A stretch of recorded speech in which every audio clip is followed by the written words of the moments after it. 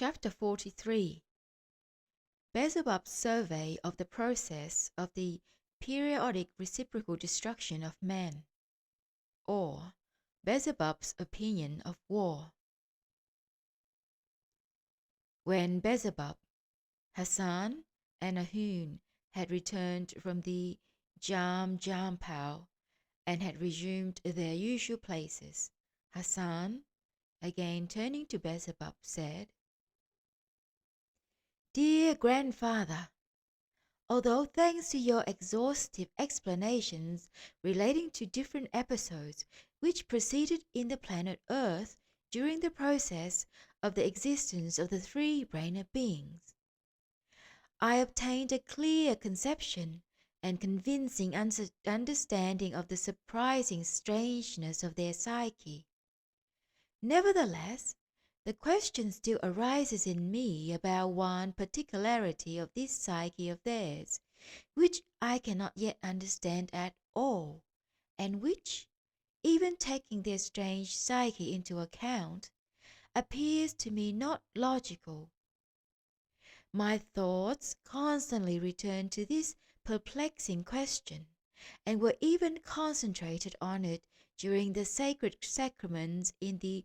Djamdjampal. From all of your explanations concerning the process of the existence of these three-brained beings, I very definitely understood that although during all their responsible existence, particularly after the third Transalpinian perturbation there, they began to have chiefly purely automatic reason. Yet, even with this automatic reason, they can mentate fairly often and deliberate so well that they are even able to constate all kinds of more or less exact laws of nature on their planet, according to which they even invent something themselves. At the same time, parallel with this, the mention of that particularity of theirs proper to them alone, namely, the need of periodically occupying themselves with the destruction of each other's existence, runs like a crimson thread through all your tales. And so, my dear grandfather, I cannot at all understand how it can happen that in spite of having existed over such a long period, they have yet not become aware, and until now continue to be unaware of the horror of this property of theirs. Don't they really ever see that these processes of theirs are the most terrible of all the horrors which can possibly exist in the whole of the universe? And don't they ever ponder on this matter, so that they might become aware of this horror and find a means of eradicating it? Please, grandfather, tell me why it is so, and which aspects, composing the totality of the strangeness of their psyche, are the causes of this particularity of theirs." Having said this, Hassan again looked expectantly, and with a tense desire to know, at his dear grandfather.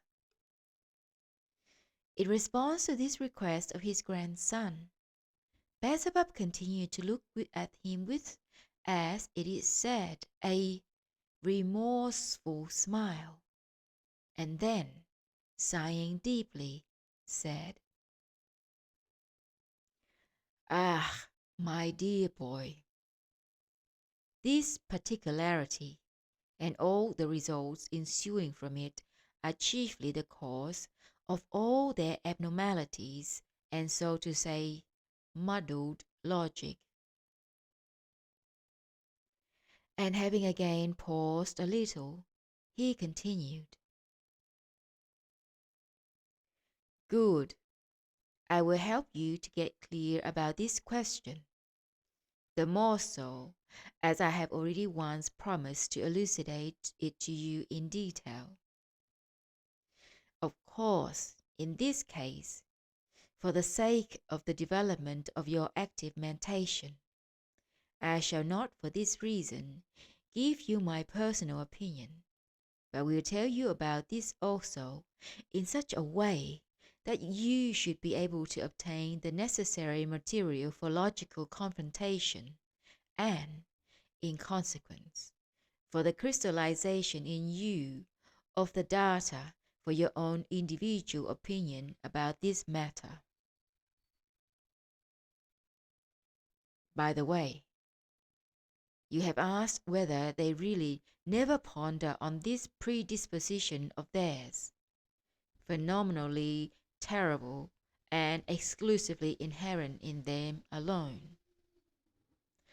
Of course they ponder. Of course they see. A number of them do ponder even very often, and in spite of the automaticity of their reason, they fully understand that this particularity of theirs, namely,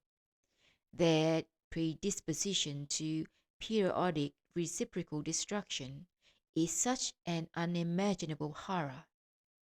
and such a hideousness that no name can even be found for it. Yet, unfortunately, from this pondering of these three-brained beings there, no sense at all is ever obtained. And no sense is ever obtained, partly because only isolated beings dare ponder over this matter, and partly thanks to the absence there, as is usual, of one common planetary organization for a single line of action. And therefore, if even the mentioned isolated beings ponder over this question and can state something sensible about this horror, then this constating of theirs is never widely spread and fails to penetrate into the consciousness of other beings. And in addition, it is very sad about this sincere pondering of these beings upon similar questions. I must tell you that, thanks to the abnormally established conditions of being existence there, the waking psyche, as it is expressed there, of each one of them gradually becomes from the very beginning of responsible existence such that he can think sincerely and see things in the true light exclusively only if his stomach is so full of first being food that it is impossible for what are called wandering nerves in it to move, or, as they themselves say, he is stuffed quite full. And besides, all his needs already inherent in him, which are unbecoming to three-brained beings, and which had become the dominant factors for the whole of his presence, are fully satisfied, of course, only for that given moment. And as,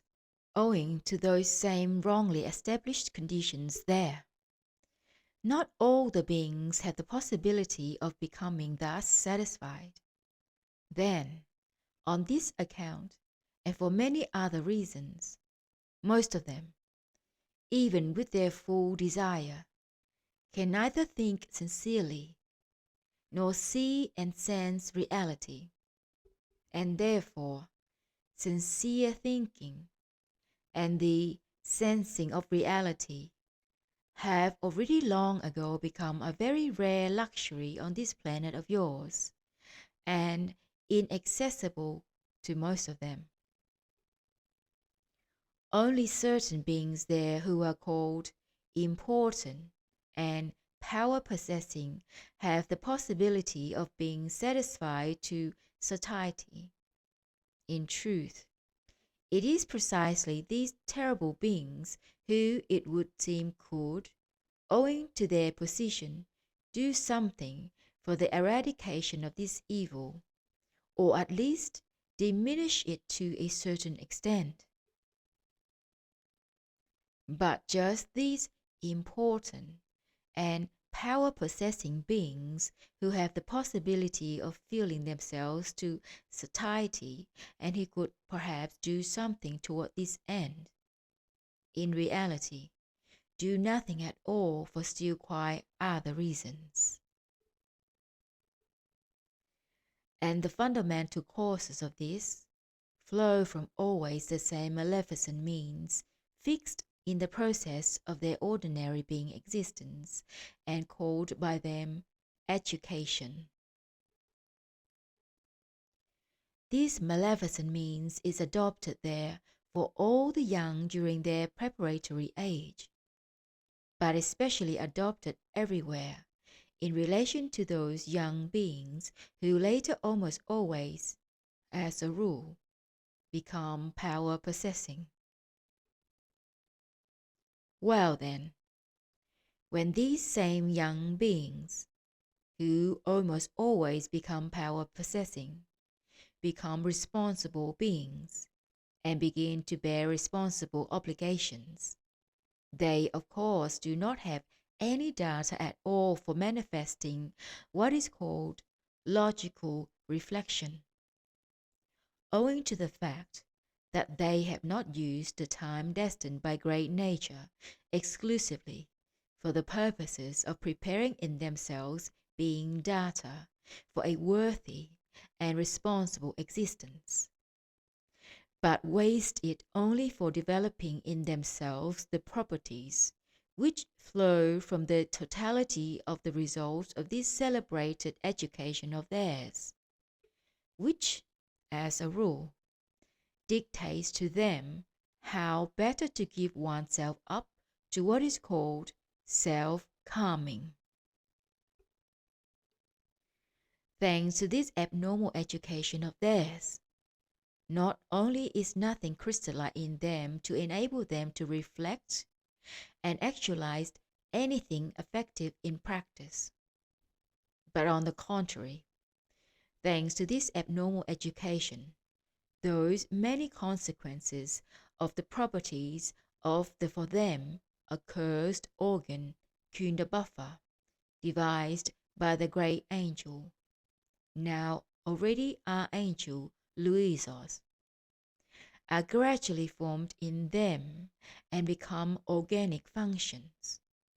and, being transmitted by heredity from one generation to another, are in general crystallized in the psyche of these unfortunates. Namely,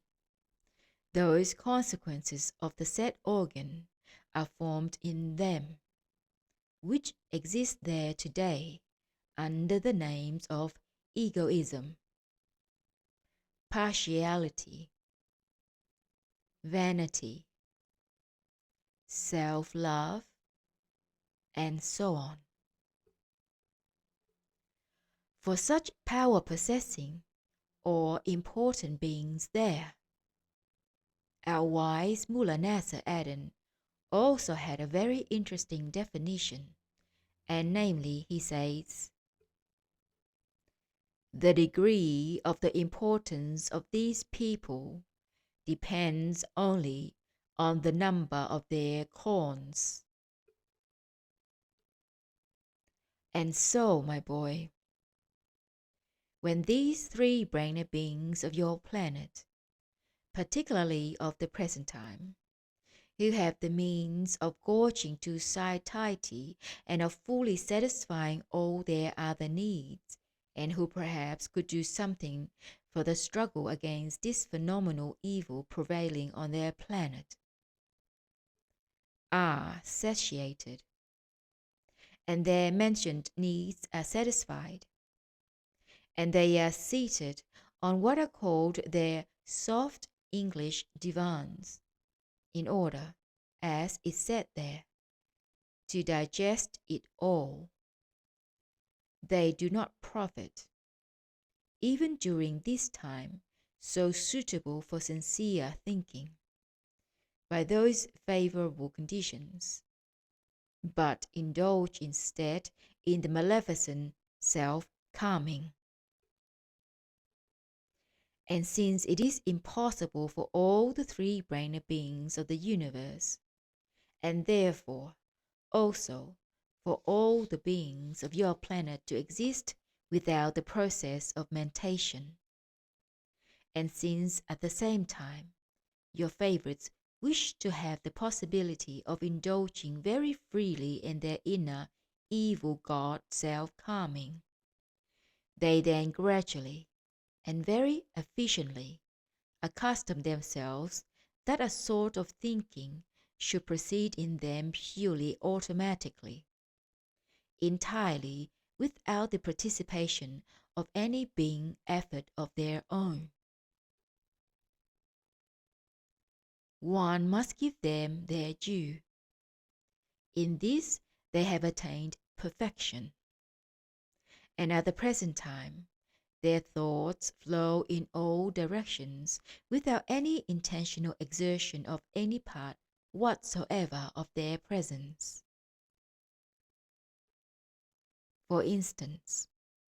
when after gorging and satisfying themselves these important and power-possessing beings of the earth are seated on their set divans, the association of thoughts which ought inevitably to flow in them receives shocks from the reflexes of their stomach and sex organs, and wander freely in all directions,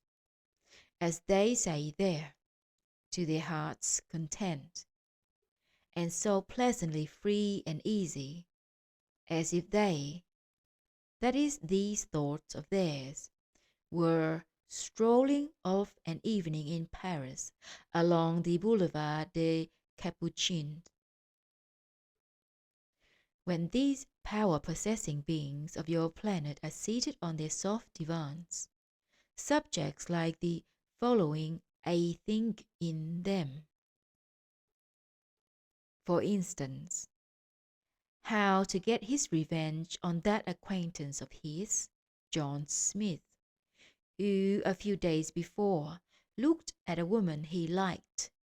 not with his right eye, but with his left. Or this digesting terrestrial power-possessing or important being thinks, why did not my horse come in first yesterday at the races as I expected,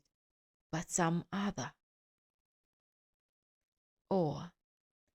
why do those stocks, which are in fact quite worthless, go up every day on the market, higher and higher? Or, finally, he thinks something of this kind. If I were in John Smith's shoes, who invented a new method of breeding flies for making ivory from their skeletons, then from the profits obtained, I would do this, that, and the other, and not as that fool who, like a dog in the manger, will neither himself eat nor let others eat, and so on in the same strain. Still, it does occasionally happen there that some power-possessing or important being of the earth suddenly chances to think not under the influences of the reflexes of his stomach and sex organs, but thinks sincerely and quite seriously about these or other questions, with particular regard to this terrifying terrestrial question. But even these sincere reflections of the power possessors occur for the most part also quite automatically from casual external causes of the following kind. Either someone very near to them has had his existence violently terminated during the last such process of theirs, or someone offends them strongly and painfully,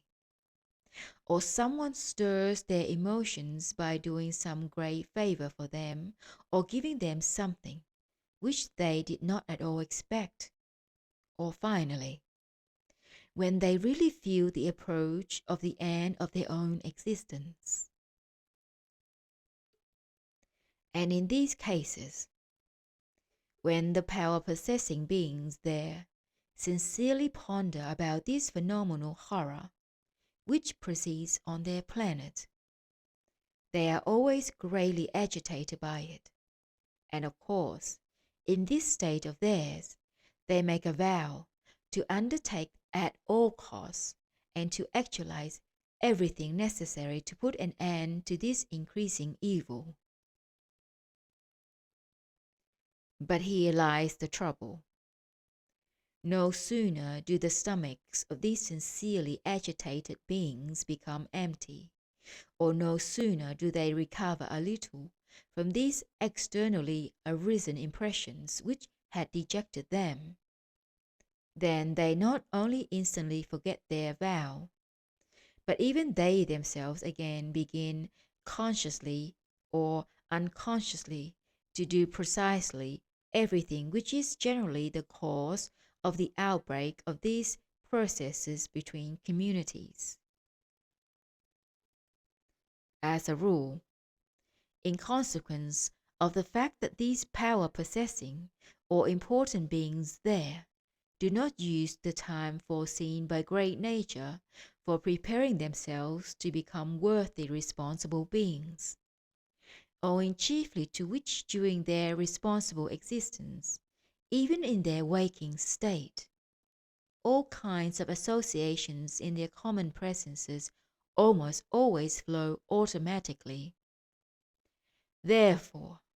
they themselves, without any individual intentions, and at times, even half-intentionally, try to do everything in such a way that the next process of reciprocal destruction should occur sooner. And they even hope that this next process should proceed on as large a scale as possible. Such a monstrous need arises in their abnormal psyche because they expect certain egoistic profits from these processes, either personally for themselves or for their nearest, and with their degenerated mentation, they even hope that the greater the scale of the next process, the greater the extent of the said profits to be obtained, either personally for themselves or for their nearest. It even sometimes happens there, my boy, that certain of the power-possessing and important beings among your favorites unite and form a special society with the aim of jointly finding out and actualizing in practice some possible means for the abolition of this arch-criminal property of theirs. Just as I was leaving that solar system forever, there was again there, on your planet, a great deal of talk about the formation of such a society, and it seems that they intended to call their new society the League of Nations. I said again, because they had already many times formed similar societies, which always finally died in the same strange way, namely, they always died without any death agony. I very well remember when such a society first arose there in the town of Semzekionally in the country Tikliamish, just at that period when this country was regarded as the chief center of culture for all the three-brained beings of this peculiar planet of yours. Then, for the first time, just such important beings from among the ordinary beings of most of the communities of the continent Asia assembled at the mentioned place with the aim of jointly drawing up a common agreement that there should never again arise among the different Asiatic communities any cause whatsoever for such processes of reciprocal destruction. This society of beings then had as their motto the following sentence: God is where man's blood is not shed. But owing to their various personal egoistic and vainglorious aims, the ordinary terrestrial important and power-possessing beings who had then assembled very soon quarrelled among themselves and went their ways home without accomplishing anything. Several centuries after the existence of Tikliamish, there again arose a similar society of beings there on the same continent Asia, but this time on the country which was then called Mongolplanzura. This society existed there with the motto, love one another, and God will love you. And this society, having given no positive results for the same reason, ended its existence also in the same manner. Later they again formed such a society, but this time in the country which is today called Egypt. And this society began to exist there under the motto, if you learn how to create a flea, only then dare you kill a man. Still later, the same arose in the country Persia, where the following sentence was taken as the motto for this society of theirs: all men are divine, but if only one is violently killed by another, then all will be as nothing. On this last occasion, which was quite recent, only about 4 or 5 of their centuries ago, such a society was formed also on the continent Asia, in the city which it seems was called Mosulopolis, and at their arising this society was called The Earth is Equally Free for All. But when some dispute shortly afterwards arose among the members, they renamed their society, and it later ended its existence under the new name of The Earth Must Be Only for Men. The members of this latter society, namely, The Earth is Equally Free for All, might perhaps have accomplished something effective, because in the first place, they had as the basis of their aims an actualizable program, and secondly, because they were all, without exception,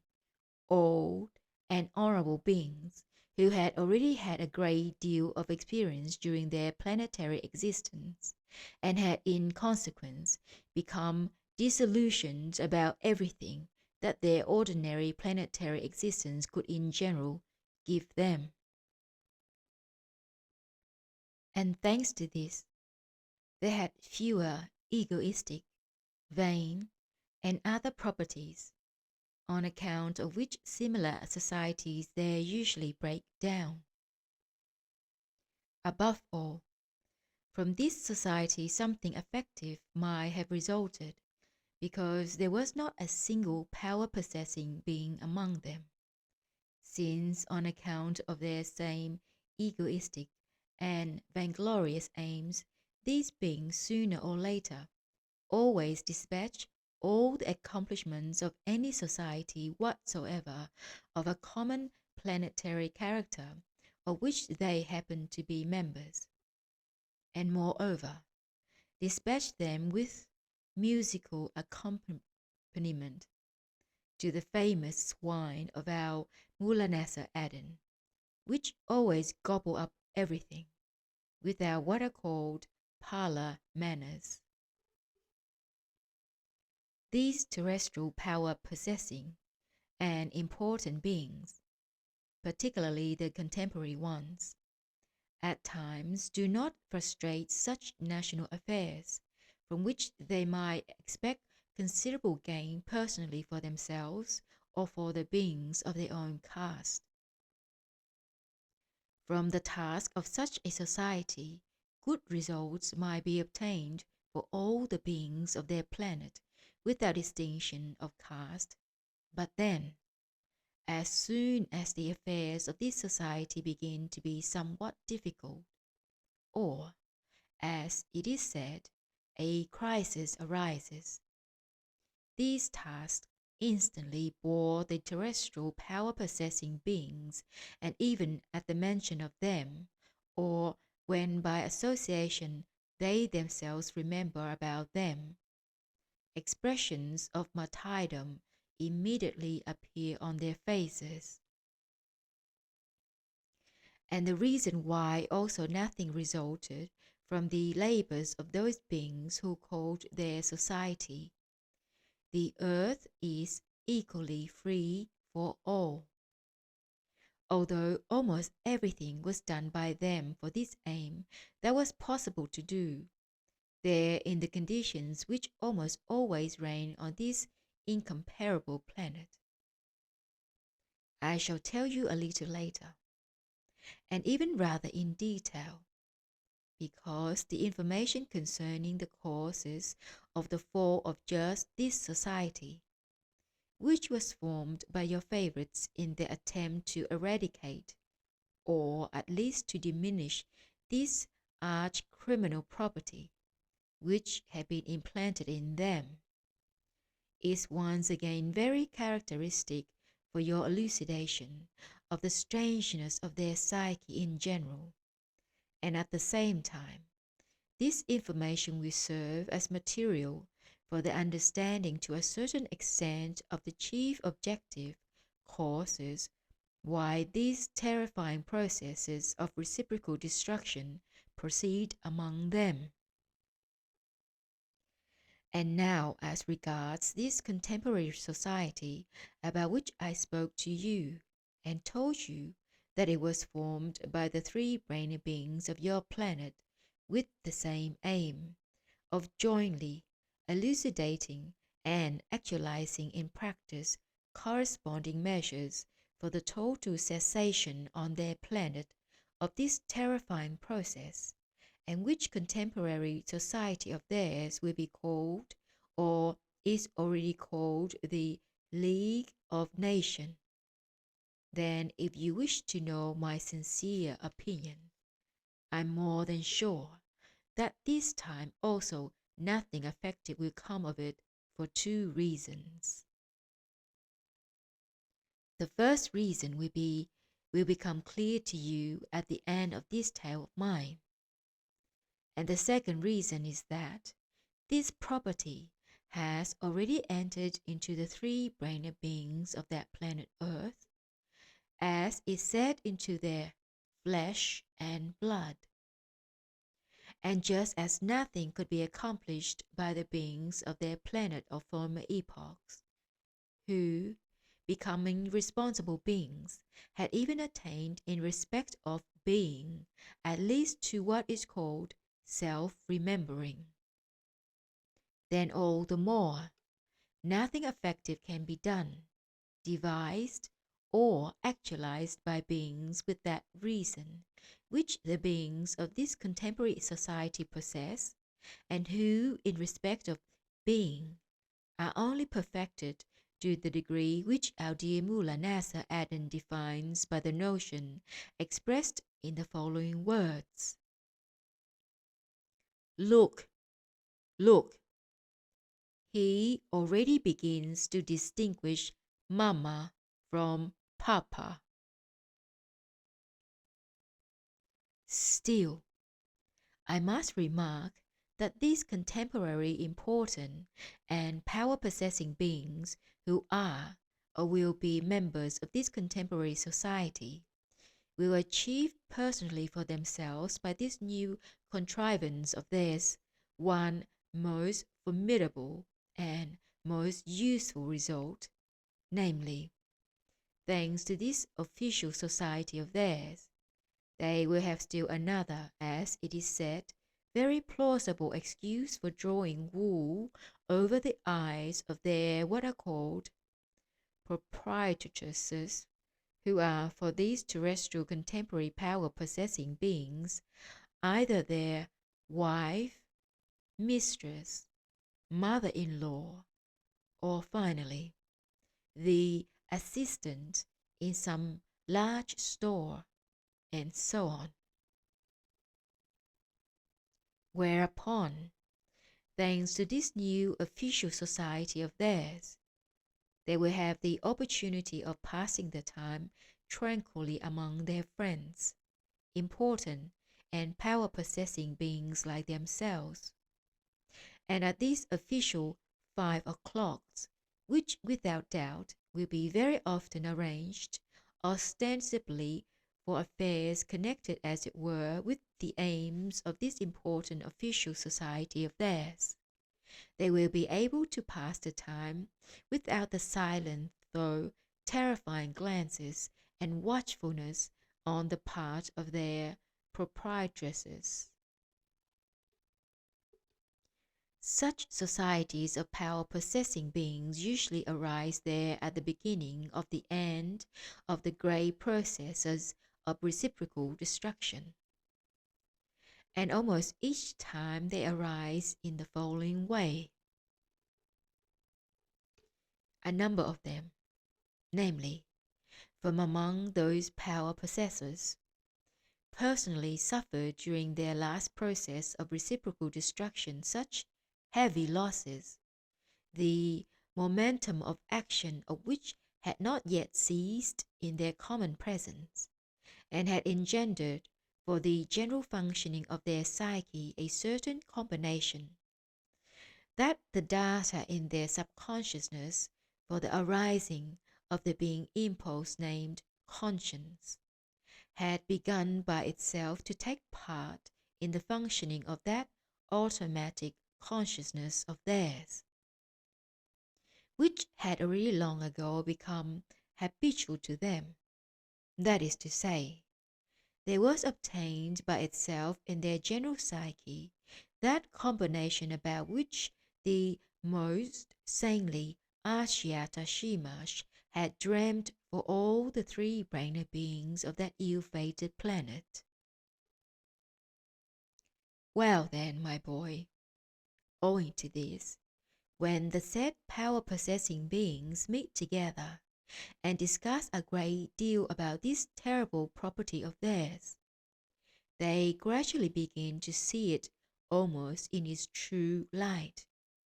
and a genuine sincere desire just begins to appear in them to do everything possible to attain to the abolition of this appalling horror proceeding on their planet. And so,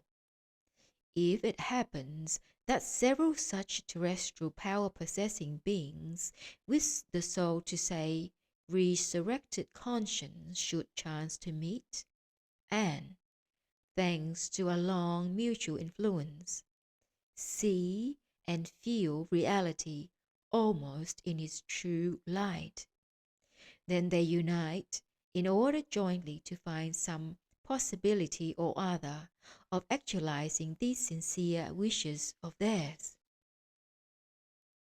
In this manner, all such societies formed there usually begin. These beings might, perhaps, somehow or other, achieve good results.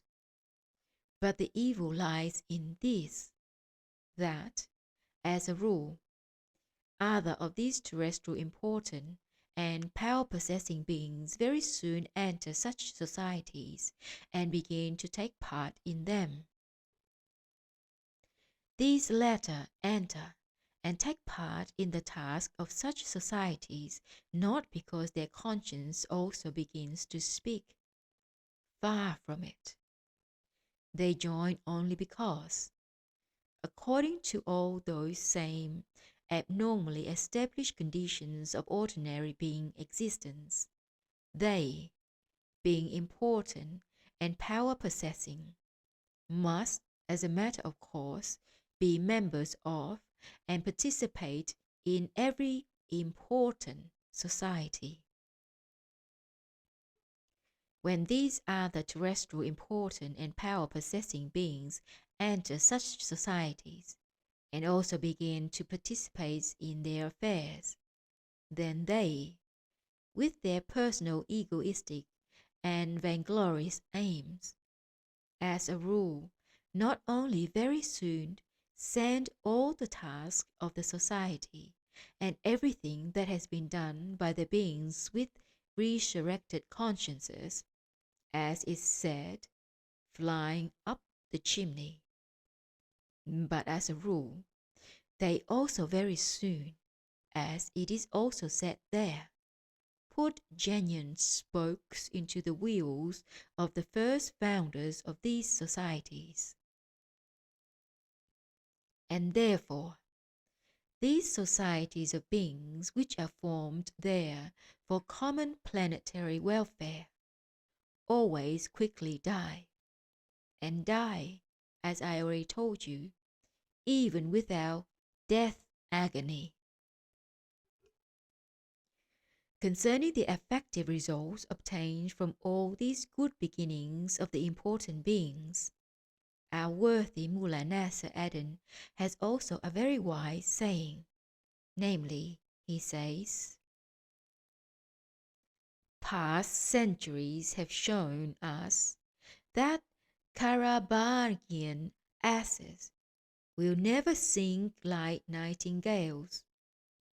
nor will they refrain from indulging their noble taste for real Shooshoonian thistles. Here, apropos, it will be opportune for you also to know that during the long centuries of my attentive observations of the three brainy beings of the planet Earth, I never once noticed that in any of the societies formed by them, with the aim of jointly devising means for the happy existence of the grey masses, which societies there, now and then, also happen to exist, did beings ever participate who had more or less objective reason, to which, as I have already told you, many there did nevertheless attain by their persevering efforts in their aim for self-perfection. In the course of observations during my last sojourn there, I cleared up, among other things, that the beings with objective reason do not happen to be in these societies for the following reasons. The point is that, in order to participate in any society whatsoever, a being must always of necessity be important, and such a being there among them, thanks once again to the abnormally established conditions of being existence, can only be one who either has a great deal of money, or who becomes what is called famous among the other beings there. And since, especially during recent times, only those beings can become famous and important among them in whom the mentioned sacred function, namely, being conscience, is entirely absent, then in consequence of the fact that this sacred function in the presences of beings is in general always associated with everything that represents and is objective reason, then, of course, those three brainer beings with objective reason always have conscience as well, and consequently, such a being with conscience will never be important among the other beings. That is why the beings with pure reason there never have had and never will have the possibility of taking part in the societies of beings who are formed of important and power-possessing beings.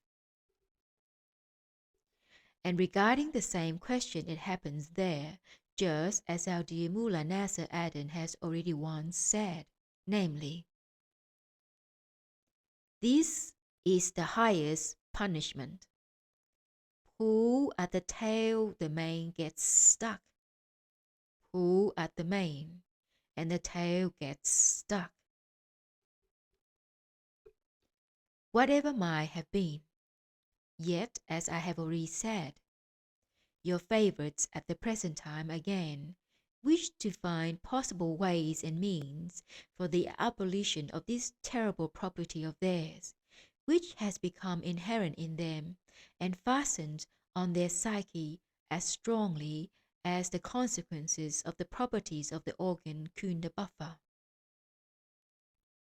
And of course, these members of the contemporary society, the League of Nations, will endeavor to obtain this abolition by all kinds of regulations and various agreements devised by them, by which means those ancient beings also endeavored to attain it. That is to say, by those ways and means by which, in my opinion, it is now already absolutely impossible there to attain anything effective. From this contrivance of your contemporary favorites, some advantage might be derived, even quite a great one, but only for their inevitable newspapers, for drawing-room conversations, and, of course, for the various Hasnamussian manipulations of the terrestrial, as they are called, stock jugglers. The state of affairs in regard to this terrifying evil there is, at the present time, already such that to attain the immediate total destruction on the surface of their planet of this, as I said, hideous property, which has already entered their flesh and blood, is not only a meaningless task for their miserable reason, but is in general almost impossible. However, my boy, even these contemporary beings of this contemporary common planetary society, the League of Nations, might perhaps, in spite of the fact that impartial reason, proper to the presence of all three-brained beings who have already attained responsible age, is absent in them, also achieve positive results in the fundamental aim they have set themselves, if they occupy themselves with the solving and actualizing of only those questions which are in the sphere of their competence and powers. Knowing their, so to say, ways, I am quite sure that they will not occupy themselves with those questions which are within the reach of their understanding. They would like to do, and really do everything in such a direction that these processes of reciprocal destruction should cease immediately and forever. If, indeed, with all their being, they were aware of the whole objective terror of these processes, and desired sincerely, jointly, to eradicate this evil from the surface of their planet, then they would willy-nilly penetrate into the essence of this question, and would understand that such an inherency, which had become fixed in their psyche during hundreds of centuries, can never be decrystallized in the course of a few decades. If they understand this, They would not attempt to decide or to actualize anything in this respect for the welfare of their contemporaries, but would direct and use all their attention, all their powers, and all their possibilities, having only the beings of future generations in view. For instance, if instead of wiseacring now, and as is still said there, dawn quixoting, with the aim of immediately attaining the total cessation of these processes of theirs, they were to occupy themselves with the eradication of the conviction, which has become fixed in their ordinary process of existence, of the virtue of two notions they have. That is to say, if they would try to attain the abolition of the practice of exalting certain of the participants in these processes to what are called heroes, and to reward them with honors and what are called orders, and also if they would try to attain the abolition even of one of these illustrious sciences from among their many Hasnamussian sciences, invented by certain pimpled beings among them, in which it is nonchalantly proved that the periodic reciprocal destruction on the earth is very, very necessary, and that if it did not exist, an intolerable overpopulation would result on the earth, and such economic horrors would ensue that man beings would begin to eat one another. If they would attain the abolition of these two practices, which have already become firmly fixed in the process of their abnormal ordinary being existence, then, thanks to the abolition of the first, they would eradicate forever the greater part of those automatic factors which make the psyche of the growing generation also predisposed to be subject to that special property on account of which they always fall into that state into which it has already become without fail habitual for them to fall during these processes. And thanks to the second, they will help towards this, that there might not reach to the beings of future times at least one of those idiotic ideas from the number of already without this sufficiently numerous similar ideas constantly arising there, which are transmitted from generation to generation as something lawful and indubitable, and which altogether are partly the cause of the formation in their presences of those properties, not one of which is becoming to three center beings of our great megalocosmos, and among the number of which there belongs also that property inherent in them alone, which engenders in them even doubt in the existence of divinity. And owing chiefly to this doubt there has almost entirely disappeared from their common presences the possibility of the precipitation of those data, which should without fail be precipitated in the presences of all three-brained beings, the totality of which data engenders in them the impulse, called the instinctive sensing, of those certain cosmic truths, which are always felt even by all one-centered and two-centered beings, wherever they might breed in the whole of the universe. But the misfortune for all the other ordinary favorites of yours is that these power-possessing and important beings assembled from the whole of the planet do not begin to occupy themselves with these questions, considering them to be beneath their dignity. What next? Such important members of such important societies suddenly occupy themselves with such trivial matters. In general, in consequence of the fact that every kind of data for individual manifestation have already quite ceased to be crystallized in most of these three-brained beings who have taken your fancy, particularly the contemporary ones, and they manifest themselves only according to the dictates of the consequences of the properties of the organ Kundabuffer.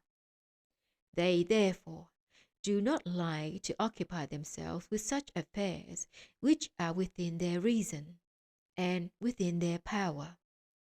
but occupy themselves always with decisions of such questions which are incomparably higher than their reason.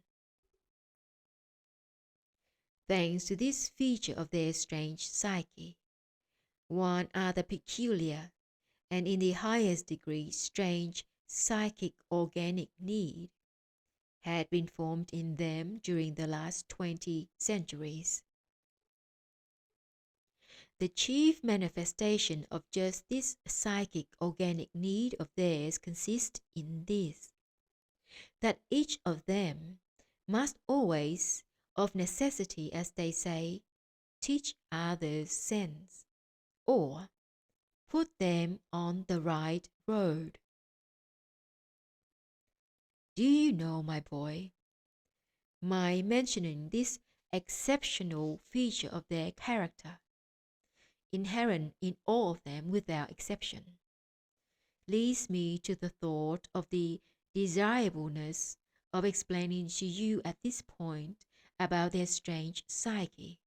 and to give you the advice like that which that good old fellow Ahune already once gave you, when I ended my explanation about the contemporary terrestrial illustrious art. He then said, among other things, that if for some reason or other you happen to exist there on the planet Earth, and to mix with these strange three-brained beings, then you must always be very careful with those contemporary types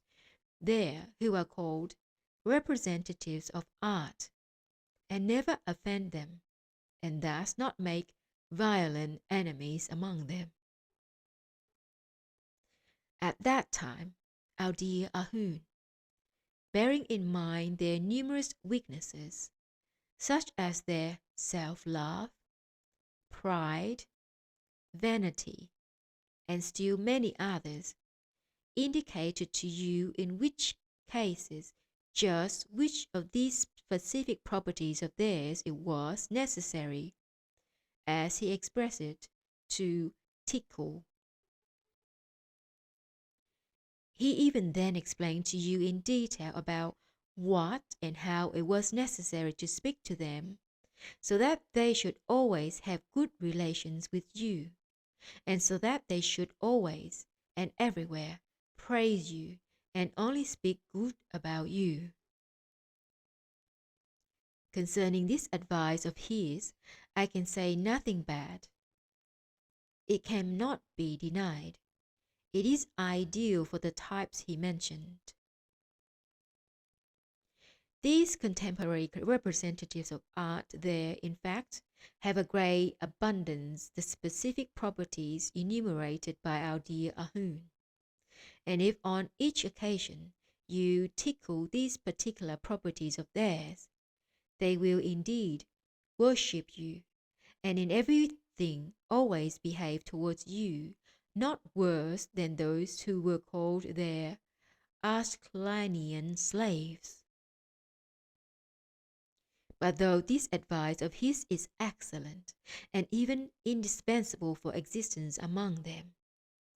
I personally do not consider it practical for you. Not practical in the first place, because since not all the beings of the earth are like representatives of art, this advice does not apply to all of them in general. And secondly, because it will be inconvenient for you always to have to remember all these numerous particularities, and each time to stop and think on which occasion which of these numerous weaknesses of theirs must be tickled. I wish to point out to you one great secret of their psyche, namely, I wish to point out to you only one particularity of theirs which, if you know how to profit by it, might create in each one of them the same effect in their manifestations about which Ahune spoke. If you will act upon them through this same particularity, then you will not only be on very good terms with them all, but even, if you wish, you will be able, knowing this secret of their psyche, fully to ensure your tranquil and happy existence there, both as regards money necessarily required there, as well as other conveniences, the taste and blissful significance of which our dear teacher expressed by the words, "Roses, roses." You, no doubt, my boy, have already guessed that by this secret of their psyche I refer just to this same, as I call it, psycho-organic need of theirs to teach others sense and to put them on the right road. This special property formed in their psyche, thanks of course also always to the same abnormally established conditions of ordinary being existence, becomes, as it were, when each one of them already becomes a responsible being, an obligatory part of his presence. Everyone there without exception has this psycho-organic need, old and young, men and women, and even those whom they call prematurely born. The mentioned particular need of theirs arises in them, in its turn, thanks to another particular property of theirs, which is that from the very moment when each of them acquires the capacity of distinguishing between wet and dry, then, carried away by this attainment, he ceases forever to see and observe his own abnormalities and defects, but sees and observes those same abnormalities and defects in others. It has already become customary there at the present time that all your favorites always teach others like themselves even things the notion of which they have not even dreamed of. And the joke of it is that if these others do not learn from him, or at least do not pretend that they wish to learn, then they are not only offended, but even always inwardly very sincerely indignant. And on the contrary, if one of these others should learn sense from them, or at least pretend that he is very anxious to learn it, then these beings will not only love and respect him, but will feel fully satisfied and greatly delighted. It must be remarked here that only in these circumstances can your favorites speak about others without malice and without criticism. And so, my boy, I strongly advise you that if for any reason you have to exist among them, always pretend that you wish to learn something from them. Act in the same way towards their children, and then you will not only be on excellent terms with them all, but the whole family will even look on you as the honored friend of the house. Always remember that any one of them,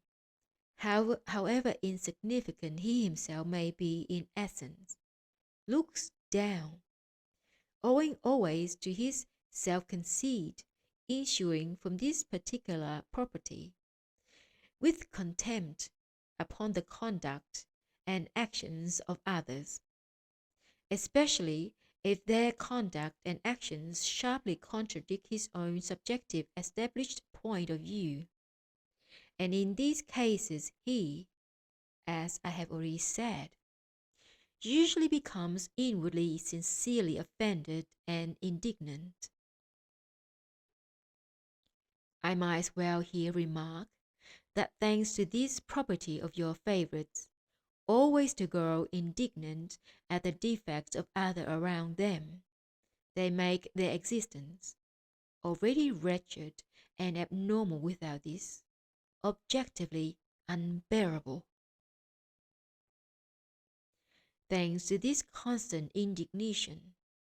the ordinary being existence of these unfortunates flows almost always with unproductive what are called moral sufferings. And these futile moral sufferings of theirs continue, as a rule, by momentum to act for a very long time on their psyche, so to say, Semzekionally, or, as they would say there on your planet, depressingly. That is, they ultimately become, of course without the participation of their consciousness, Instruarian, or, as they would say, nervous. And then they become, in the process of their ordinary being existence, completely uncontrolled. Even in those being manifestations of theirs, which have nothing in common with the primary causes which have evoked this instruarness or nervousness of theirs. Only thanks to this property of theirs alone, to be indignant at the defects of others, their existence has become gradually even arch-tragic-comic. For instance, at every step there you meet a picture of this sort. These freaks lose, so to say, their outer mask, which thanks to the same maleficent means existing there called education, most of them have little by little learned to wear from their childhood, and thanks to which they can very well conceal their genuine inner and outer trifling significance from others, and in consequence they automatically become slaves of others to the degree of humiliation, or, as they themselves say there, they fall as regards all their inner experience under somebody's thumb. For instance, under the thumb of wife or mistress, or of such another who by some means has ferreted out the inner insignificance of the given terrestrial being, and thus the latter ceases to have for them this artificial mask. And indeed, it is just such a terrestrial being under somebody's thumb who, as a rule, is more indignant than anyone else at other beings of their planet, as for instance at some king, who for some reason or other is unable to keep in submission tens or hundreds of thousands of his community. And it is just such beings who are under somebody's thumb, who usually write various manuals in which they show in detail how and what must be done for the good government of others. Or again, when one of the contemporary beings of this peculiar planet, whose heart, as they say, always sinks into his boots from fright when, for instance, a mouse runs past him, learns that so and so on meeting a tiger felt a little timid, then this hero will be inwardly extremely indignant with him and will, without fail, in conversation with his friends, foaming at the mouth, denounce him and prove that he is a vile, criminal coward for having been frightened by such a mere tiger. And yet again, the various books and manuals concerning also what must be done and how, and what must not be done on meeting a tiger or other similar being, are written by these most unflinching heroes there. Or further, one of them who has a score of various, as it is said there, chronic diseases, thanks to which for whole weeks at a time his stomach does not work, and his whole body is covered with all kinds of malignant pimples, from which diseases he of course suffers day and night. In short, such a being there, who for many years has been a genuine walking anatomical museum of all the diseases existing on that planet,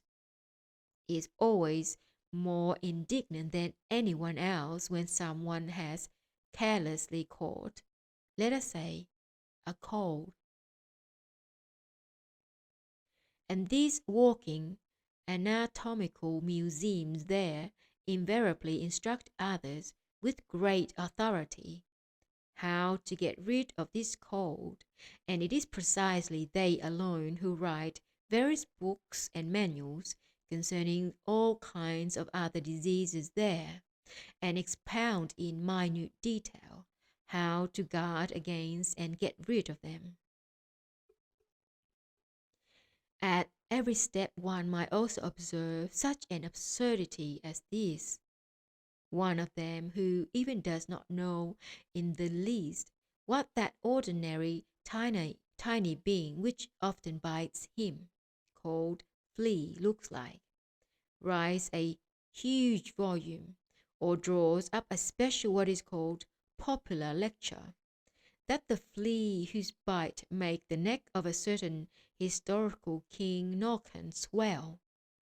had on his left paw an abnormal orange-crimson growth of a peculiar strange form. Well then, if this expert in fleas there will write his voluminous work, or if he will read for a whole evening his popular lecture on the orange-crimson growth on the mentioned flea, then if anyone will not believe him, and will express his doubt to his face, he will not only be offended, but even greatly indignant. And he will be indignant chiefly because this somebody is such a what is called ignoramus, that he has even not yet heard anything about the truths communicated to him by this expert. Thanks to all the aforementioned, such pictures are met with at every step there on your planet in the existence of these strange three-brained beings, that only from observing and studying them every normal being existing there, if he will indeed take in and study his perceptions, might become fully instructed in all branches of general objective science. For the satisfying of your favourites astonishingly strange need I mentioned, as is said there, not to suffer, they must always have at least one victim for their teachings. But among a number of them who have acquired for some reason or other in these manifestations of theirs a certain authority over others, and who have become in consequence by increasing habit more impudent, the appetite grows to the point of acquiring an always greater number of these victims. Yes, my boy, when you will exist among them, and will be a witness to these incongruous being manifestations, then, even in spite of the fact that you know the cause of these incongruities, you will be unable,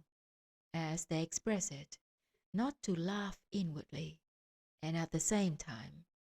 with the whole of your being, you will pity these unfortunates, and with your inner laughter, there will gradually be mixed by itself what is called an essence Shooshoonian grief. The same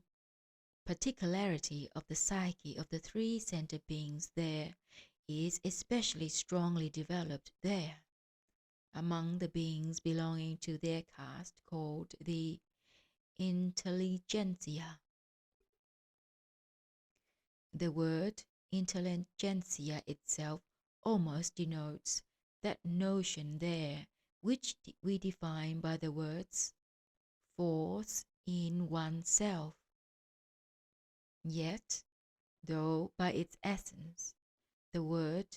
intelligentsia has there almost the same sense,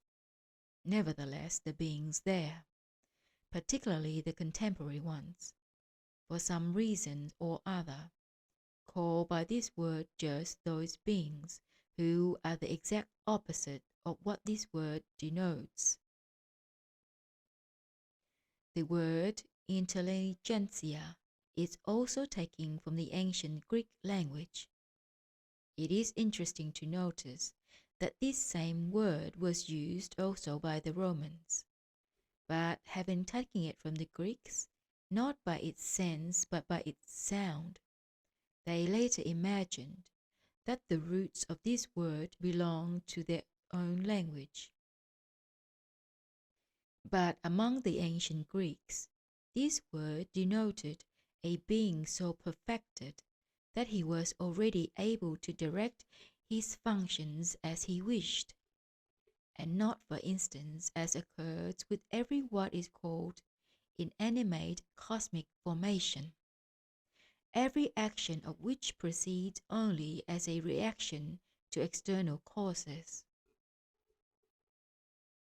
Such beings, no doubt, are also still met with there on your planet as approximately answer to this sense of the word, but only among those contemporary beings of the planet Earth who are considered, according to the understanding of most of the beings there,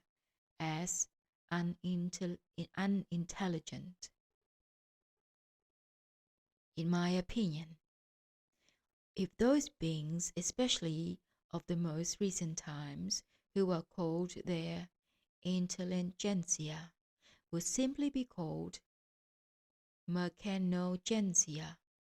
then perhaps this would be more correct. It would be more correct because the contemporary intelligentsia there can themselves not only give absolutely no direction at all to their being functions, but there are already finally atrophied in them even those data for impulses of essence initiative for daily being existence,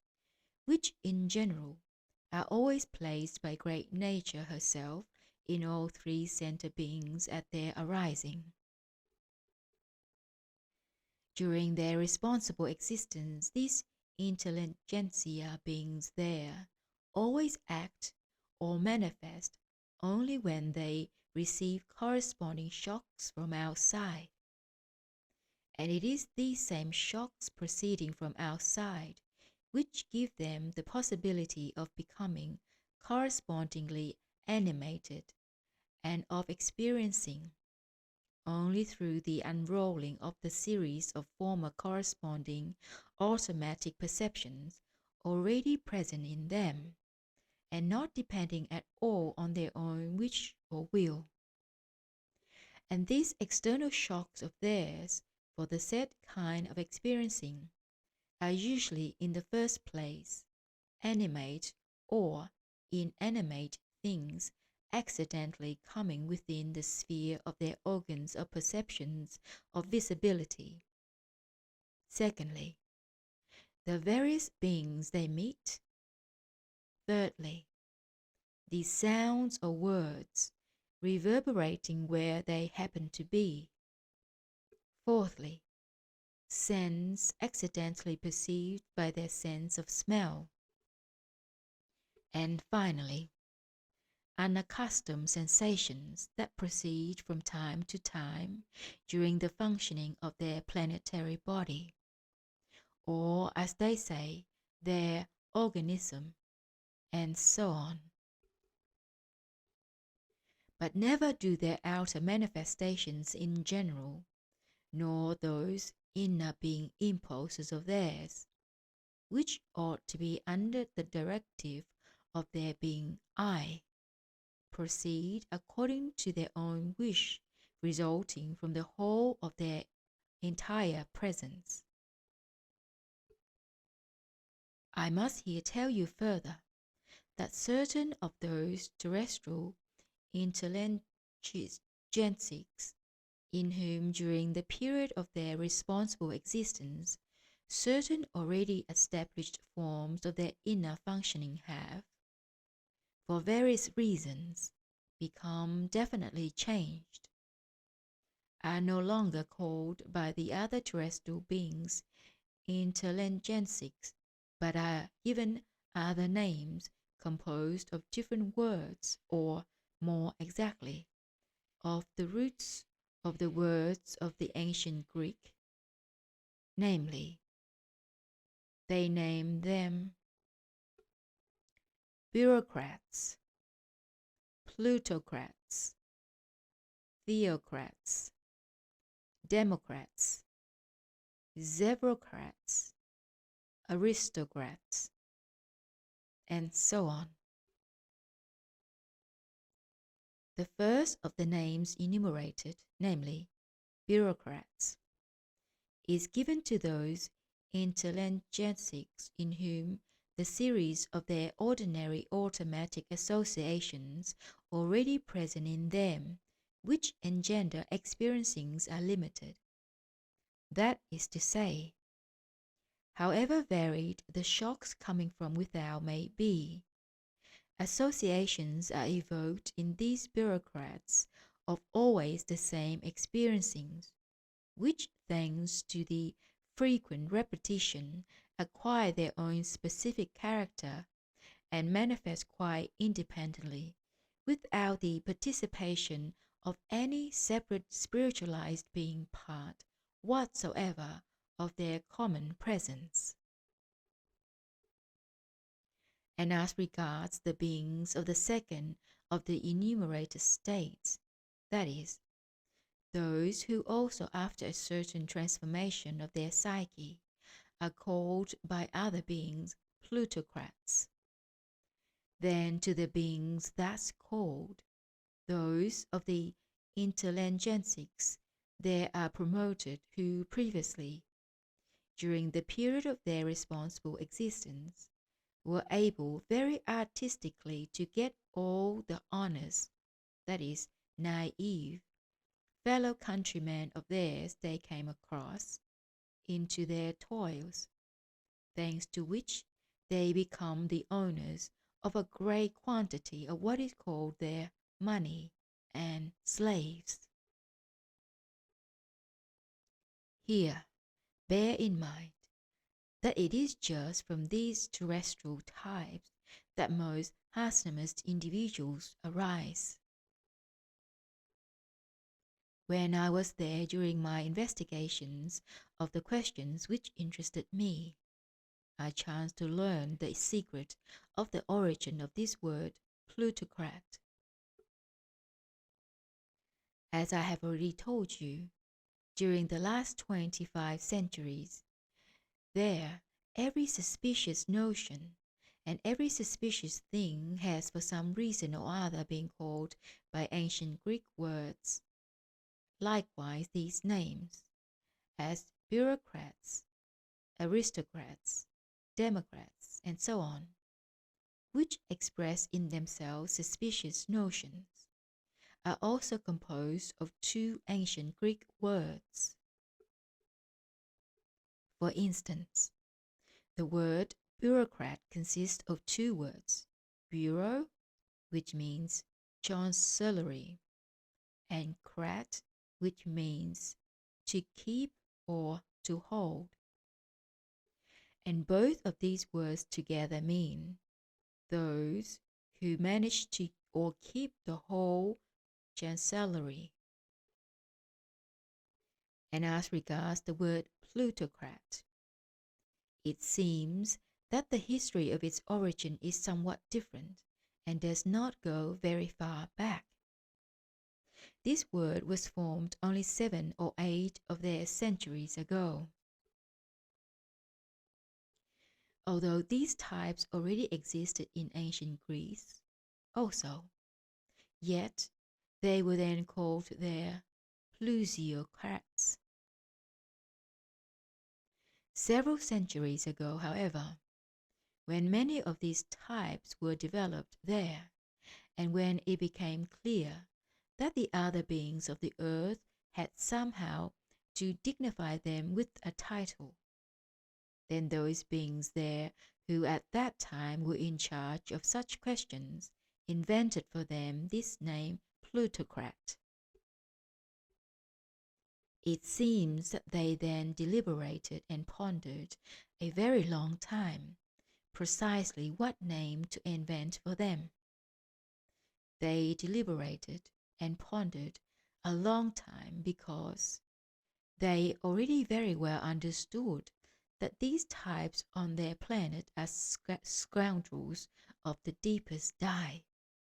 and already, so to say, saturated by every kind of Hasnamussianness to the marrow of their bones. At first, in order to dignify them, they wished to invent some or other very forceful word corresponding to their inner significance. But later, they became afraid of doing so, because these terrestrial types, thanks to what is called ill-gotten gains, had already then acquired force and power, far greater perhaps than that of their kings. And they were afraid that if they dignified them by just such a word as would define their real significance, then they might be greatly offended and begin to do still more harm to the other beings. And therefore, they ultimately decided to be cunning and invented this word, thanks to which they could call them by their real name and at the same time appear to dignify them. The mentioned beings of that time achieved this in the following way. As the title of these terrestrial types had, of course, also to be composed of two ancient Greek words, and as all such names had the ancient Greek word krat as their second half, then, in order that the new word might not strike anyone's eye, they left in it these same ancient Greek consonants. The first half, however, of this word was not taken from the ancient Greek as was usually done, but from the what is called Russian language, namely, they took the Russian word plut. In Russian, plut means rogue, and in this way obtained plutocrat. These terrestrial beings then indeed attained their aim as perfectly as possible, because at the present time, there on your planet, both these terrestrial parasites themselves and also all the other beings of the earth are quite content with this title. These terrestrial monsters are so satisfied with their title that, out of swagger, They go about in top hats, even on weekdays. And the other terrestrial beings are also satisfied, since they call these freaks by their genuine names, not only without making them angry, but even causing them to strut like turkey cocks. As regards the third of the names I enumerated, namely theocrats, by this title those intelligentsics there were then dignified in whose common presences, in the psycho-organic sense, there proceeded almost the same perturbation as in those who became plutocrats. The difference between the plutocrats and the theocrats there is only in this, that the first act upon their surroundings for the satisfaction of their Hasnamussian needs, through that function which is called among them trust, while the second act through that function which has gradually replaced in your favorites the sacred function that serves all the three-brained beings as one of the three sacred parts for self-perfecting. And this function they call by the name faith. In order that you should obtain a more complete notion about these theocrats, it will be sufficient if I relate to you once more one of the sayings of our highly esteemed Mullah Nasser Aden. Concerning these theocrats there, he once uttered something very strange. Namely, he said, "Isn't it all one to the poor flies how they are killed? By a kick of the hoofs of horned devils, or by a stroke of the beautiful wings of a divine angels." And concerning those types there whom all others called democrats, it is first of all necessary to tell you that these types there do not always come from the so to say hereditary intelligentsics. For the greater part, they in the first place happen to be simple ordinary terrestrial beings, and only afterwards, when they chance to become intelligentsics,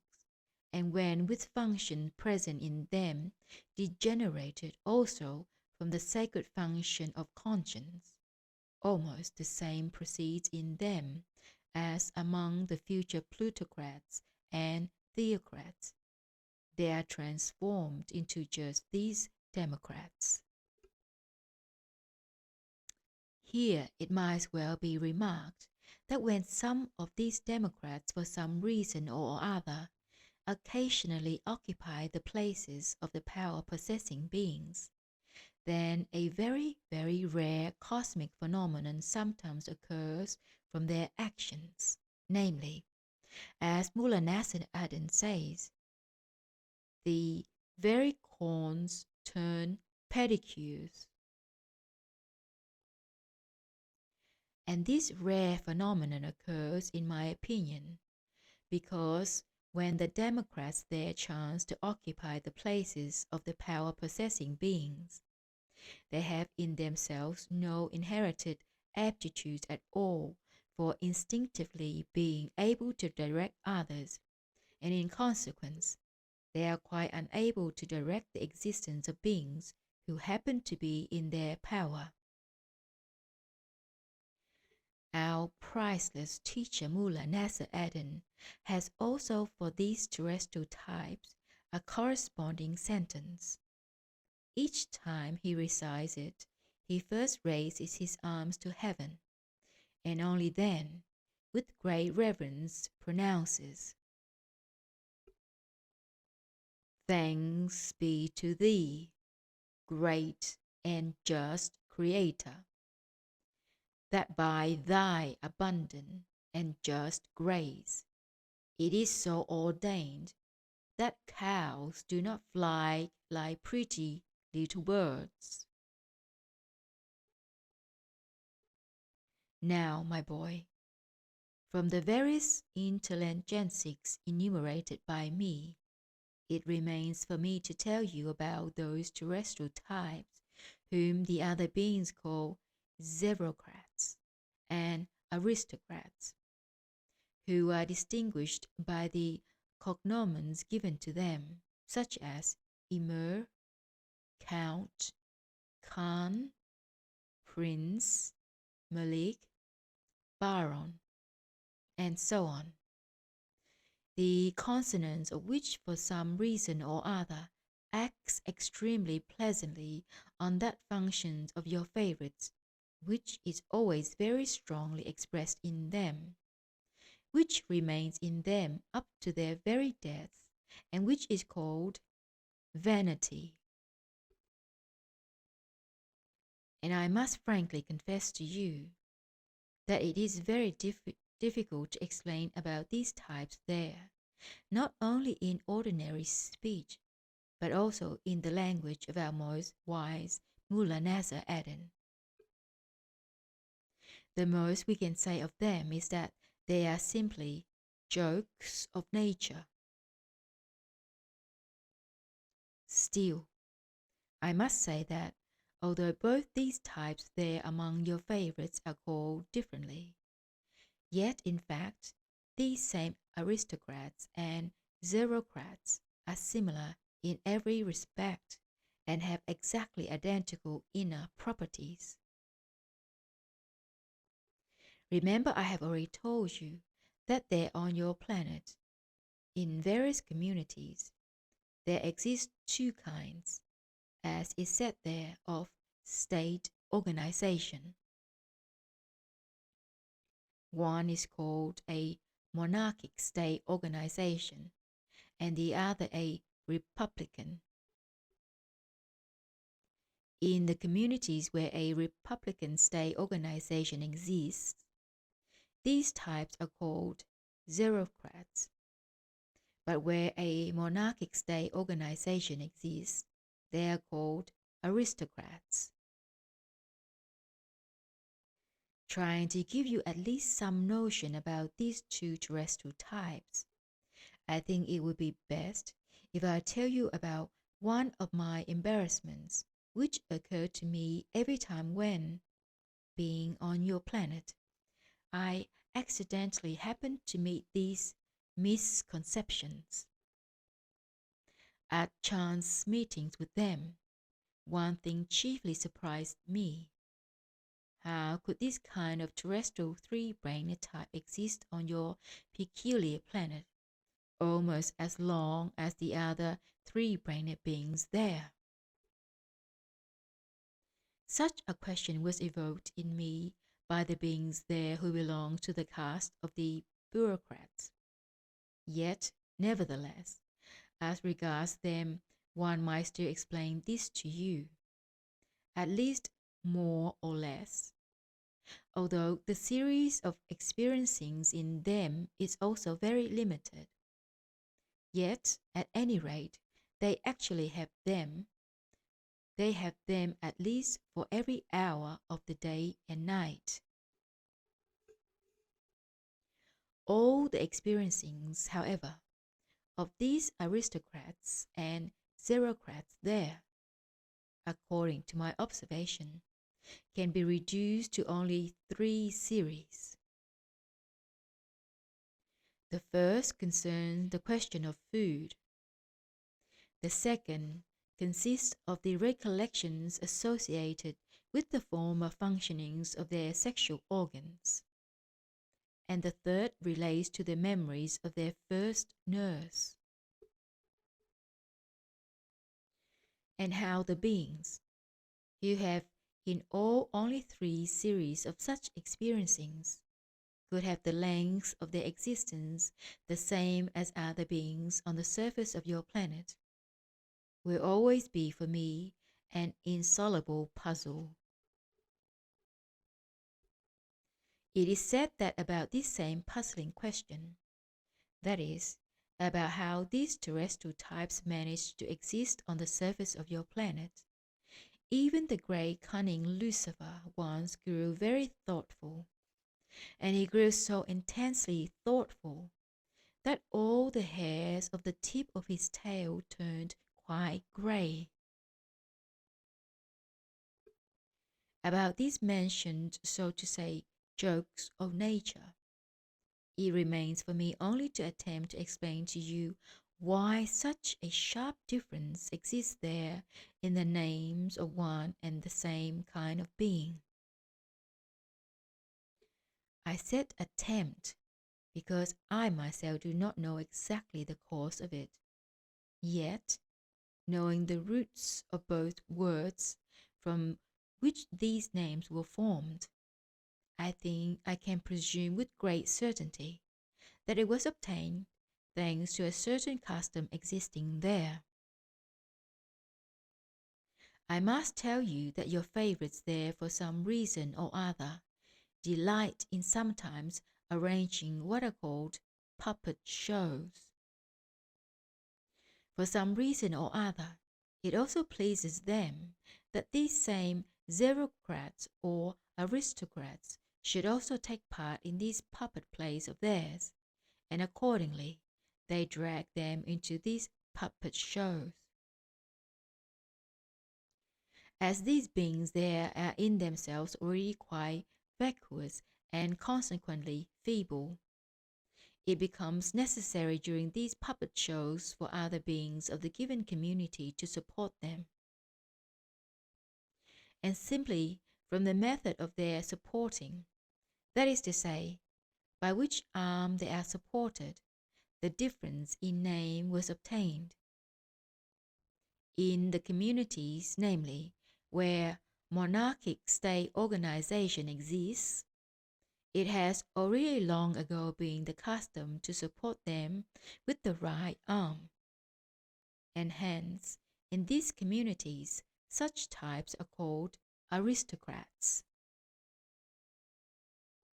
And in the communities in which a republican state organization exists,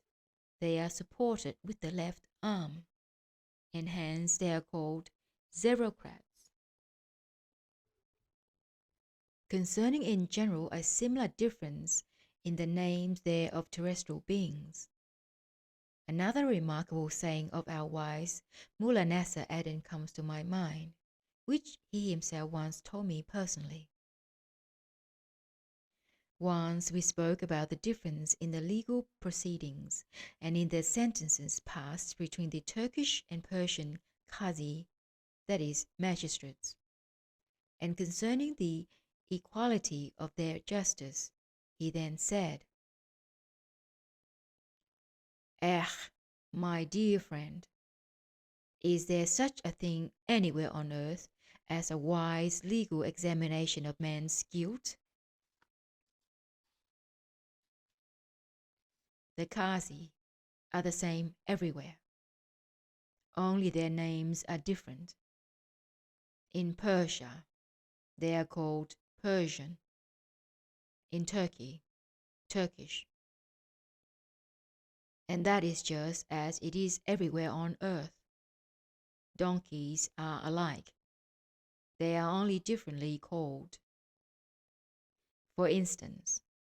the species of donkey breeding in the Caucasus is called Karabaghian, and precisely the same kind of donkey breeding in Turkestan is called Khorassanian. And this wise sentence of his was thereafter always imprinted in my brain, and during my existence on your planet, I always remember it when I had any comparison to make. May his name be praised forever on that planet where he arose and was formed. And so, my boy, I repeat once more, if for some reason or other you have to be on their planet, bear always in mind that the weakness about which I have told you is most strongly developed in the most ordinary intelligentsic there, and in those who ordinarily spring from them, and belong to one or another of the enumerated castes with the names ending in "krat." Well now, my boy, after this digression, which I have made for your practical benefit, let us return again to the serious question touched upon. I shall begin with the history promised you about how the society of the terrestrial beings, which had as its motto, "The earth is equally free for all," arose and fell, because the information about this will give you the possibility to understand well just about that first and chief cause why there on your planet this terrible process of periodic reciprocal destruction by these unfortunate three-brained beings of our grey megalocosmos must already almost inevitably proceed. And likewise, you will learn how the, so to say, local nature, when something unforeseen hinders its correct functioning for the purposes of the common cosmic Trogoautoegocrat, adapt itself so that its results should correspondingly blend with the harmony of this most great cosmic law. The said society of terrestrial being men arose, as I have already told you, 6 or 7 centuries ago on the continent Asia, in a town then existing under the name of Mosulopolis, and it arose from the following cause. Just at that period, the processes I have mentioned were flowing particularly frequently on just that same continent. These processes occurred partly between different communities and partly within the limits of these communities themselves, and these latter processes afterwards came to be called civil wars. One of the chief causes of these terrible processes, which became frequent both between and within communities on the continent Asia, was, at that period, a religion, then only just formed, which had been fantastically founded on the teaching of a genuine messenger of our endlessness, Saint Mohammed.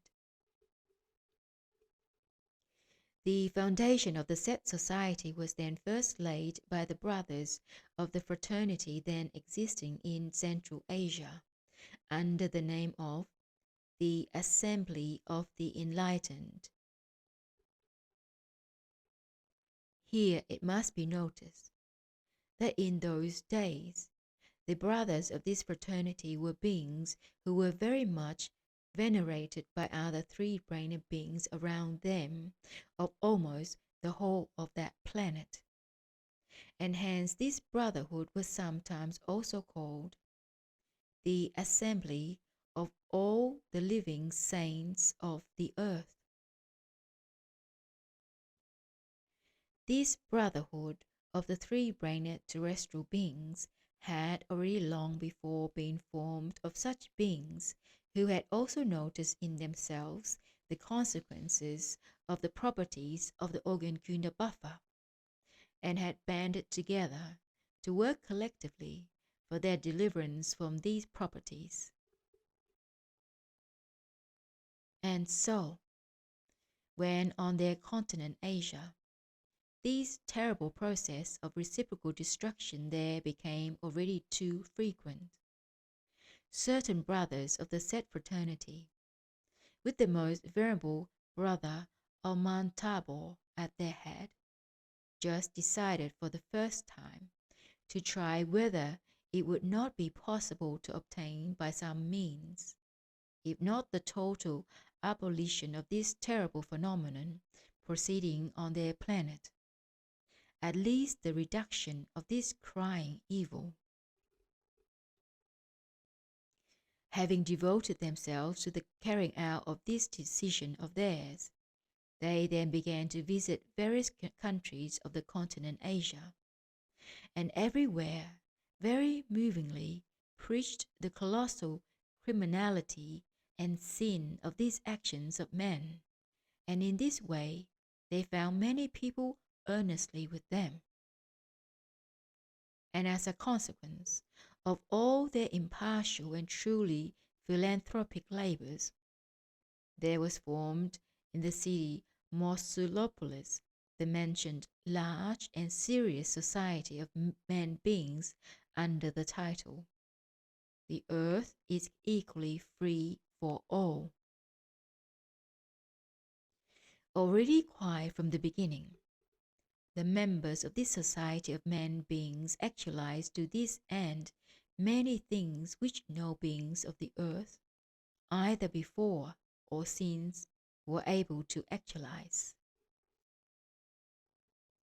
And they were able to do this only because the program itself from the very beginning was very well drawn up in respect of its actualizability in the conditions existing there. Among other things, there entered into the fundamental program of this society, gradually to act in such a direction as would enable them to obtain a result. In the first place, the actualization for all the beings of the continent Asia of one common religion, which they wished to base upon the teaching of the sect of what are called the Parsis, only change it a little. Secondly, one common language, and for this common language they wished to adopt what is called the Turkoman language, the oldest on the continent Asia, and one whose roots had already entered into very many Asiatic languages. And thirdly, there entered into the fundamental program of this society, finally, to bring about the organization in the center of Asia, namely, in the city Magellan, the capital of what was called the Ferganan Khanate, of a chief and basic government for all the countries of Asia, under the name of the Council of the Elders, the members of which had to be honorable beings from all the Asiatic communities. It had to be so named because only the eldest and most deservedly honorable beings could participate in it. According to their understanding, only such beings of their planet are able to be impartial and just toward other beings of the earth, irrespective of to what religion or nationality they belong. Among the numbers of this society then in the city Mosulopolis, there were already beings belonging to almost all the Asiatic communities. Among them were also those called Mongols, Arabs, Kyrgyz and Georgians, Little Russians and Tamils, and even the personal representative of the then famous conqueror, Tamerlane. Thanks to their intensive and indeed impartial and unselfish activities, those increasing wars and civil wars on the continent Asia began to diminish, and it was anticipated that many other good things might still be done for this same end. But something just then happened, which began the breakup also of this society of effective men beings of that unparalleled planet. And everything subsequent came about through the influence of a then very famous philosopher, Atarnakh, and his theory expounded by him in a treatise under the title Why do wars occur on the earth?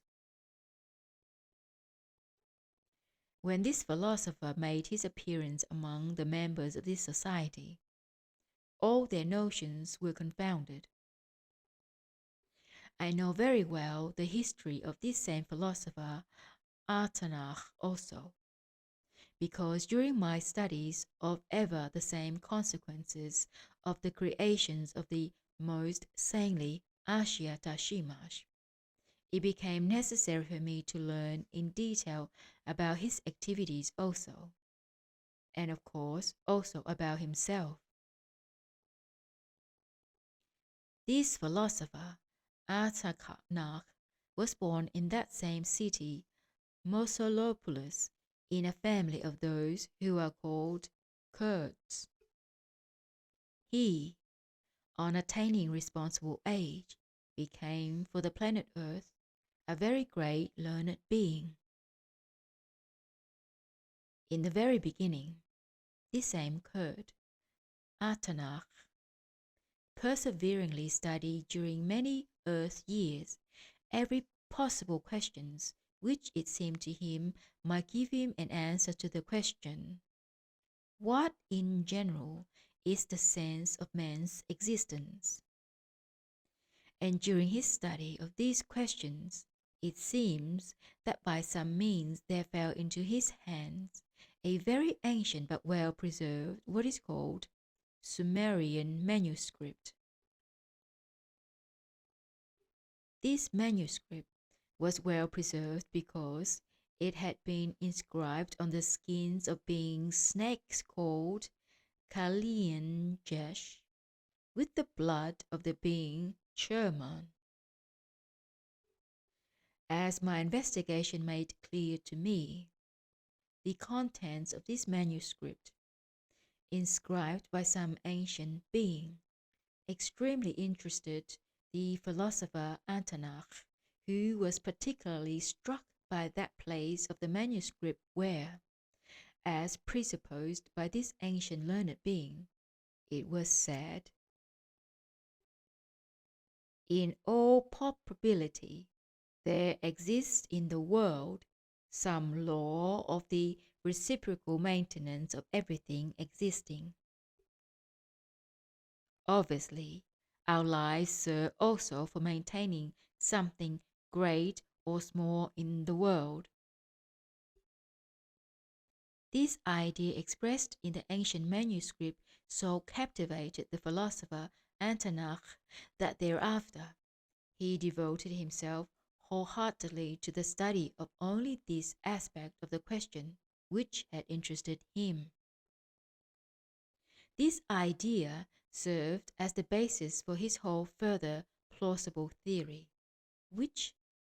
after minute researches during several years and elaborate experimental verifications of his own conclusions,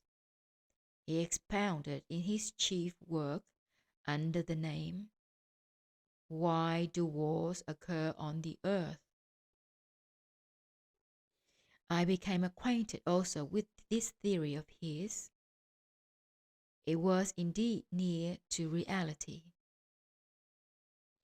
All the suppositions of this Kurd Atarnakh were very similar to the great fundamental cosmic law, Trogoautoegocrat, existing in our universe, which law I explained to you in more or less detail when I was speaking about the holy planet Purgatory. In this theory of the philosopher Atarnakh, it was very definitely proved that there exists in the world, without any doubt, a law of the reciprocal maintenance of everything that exists, and that for this reciprocal maintenance certain chemical substances also serve, with the help of which the process of the spiritualization of beings, that is to say, life, is carried out. And these chemical substances serve for the maintenance of all that exists only after the given life ceases, that is, when a being dies. With the help of very many elucidatory logical confrontations, it was also fully proved in the theory of Atarnakh that at certain periods there must infallibly proceed on the earth such a definite quantity of deaths as in their totality will yield vibrations of a definite degree of power. Once, when at a general meeting of the beings members of this society, the earth is equally free for all. This anything but ordinary terrestrial three-brained being, who was also the elected representative from the whole population of the country called Kurdistan, expounded this theory of his very eloquently and in great detail at the request of his fellow members. Then great confusion and agitation proceeded among the members of this society. They were so struck with this theory of his that at first, as is said there, a sepulchral silence prevailed among them for quite a time, and, plunged into stupor, none of them could even stir, and only after the lapse of rather a long time, such a great noise and hullabaloo arose among them, as if the saving of each one's life depended on the degree of his excitement and his outer manifestations. The result of it all was that, late in the evening of the same day, they unanimously decided to elect from their midst several learned beings, jointly to investigate thoroughly the details of this theory, which had struck them, and afterwards to make a detailed report upon it to the General Assembly. From the very next day, those elected learned members of the society, the earth is equally free for all, very earnestly set to work to familiarize themselves with the theory of this Atarnakh. But to the misfortune of all three-brained beings of future times, arising on this ill-fated planet, it turned out that although all the elected learned members were also already advanced in years, and thus malignant functions, which in the beings of the earth make their being, so to say, jealous and greedy, were almost atrophied in them. Yet for various reasons, chiefly owing to their abnormal education, certain of them, it seems, had not yet acquired enough ground to be convinced of the non-actualizability of their dreams, which they own to that notorious abnormal education of theirs, with the result that they were still not yet sufficiently disillusioned to be able to be fully impartial and just. In consequence of this, from that very same day, as they gradually became familiar with the details of this astonishing theory, they began to get into the state of typical beings of the earth. That is to say, they began to forget the extraordinary hypothesis that had struck them, which was mentioned in that theory, and began gradually to return, as is proper to three-brained beings there, to their former typically subjective and therefore always changeable conviction, and immediately split into two opposite parties. Some of these began without any logical criticism to take convincingly on faith all the hypotheses made in this theory. Others, however, did not fail, as is in general proper to most of the learned beings of the earth, to speak and to prove quite the opposite of these hypotheses, and as a result, they worked themselves up into a state of enmity, not only against the theory of Atarnakh, but even personally against himself. In short, my boy, instead of these learned members who were elected for the detailed study of the theory of Atarnakh, helping the other members of their society to get out of their confusion and agitation, and to unify their disputes among themselves, they brought still more bewilderment into their notions, and gradually, in the common presence of each separate member of this earnest society, data began to arise automatically for two totally opposite convictions. The first of these convictions was that everything takes place precisely according to the theory of the philosopher Atarnakh, that is to say, that there must necessarily proceed wars and civil wars on the earth quite independently of the personal consciousness of men. And the second conviction was that, which all the members of the society had already previously had, namely, that if they succeeded in carrying out the program which their society had set itself, this evil also which proceeded on their planet might be destroyed root and branch, and everything might proceed in a desirable way.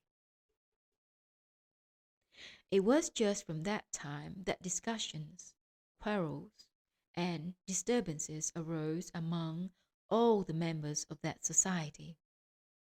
And in this case, also the same began to proceed as I already mentioned, and as had in general long before become customary there. Those quarrels and disturbances of theirs gradually spread also among the ordinary beings there, in this case, to the citizens of the city Mosulopolis, and were the cause of the inflaming of their abnormal psyche. And I do not know how all this would have ended if the brothers of the society, the assembly of the enlightened, had not also just then arrived there, and had not taken a hand in this affair. Thanks to their influence, all the members of this serious society gradually calmed down, and started anew peacefully and seriously to ponder and deliberate upon just what to do in the future. The result of all their serious deliberations and ponderings was that they unanimously elected Atarnakh as their chief director, and begged him to help them to find an issue from this situation. After several meetings, already directed by the Kurd philosopher Atarnakh himself, the following categorical conclusion was unanimously arrived at. According to the laws of nature, there must periodically always proceed on the earth, independently of the will of man, wars and civil wars. And this is because during certain periods there is required for nature a greater quantity of deaths. In view of this, we are all, with much grief, but with inevitable inner resignation, compelled to agree that by no mental decisions of man is it possible to abolish the shedding of blood between states and within states themselves. And we therefore unanimously resolve to wind up current affairs and everything done by our society, and perforce disperse for home, and there to drag out our inescapable burden of life. It was only after this categorical resolution was proposed, when all the members, without exception of that indeed serious society, decided to begin that same day the complete liquidation of all their affairs. Only then did that, in the opinion held there, truly learned, though very proud and self-loving Kurd Atarnakh ascend the earth and speak as follows.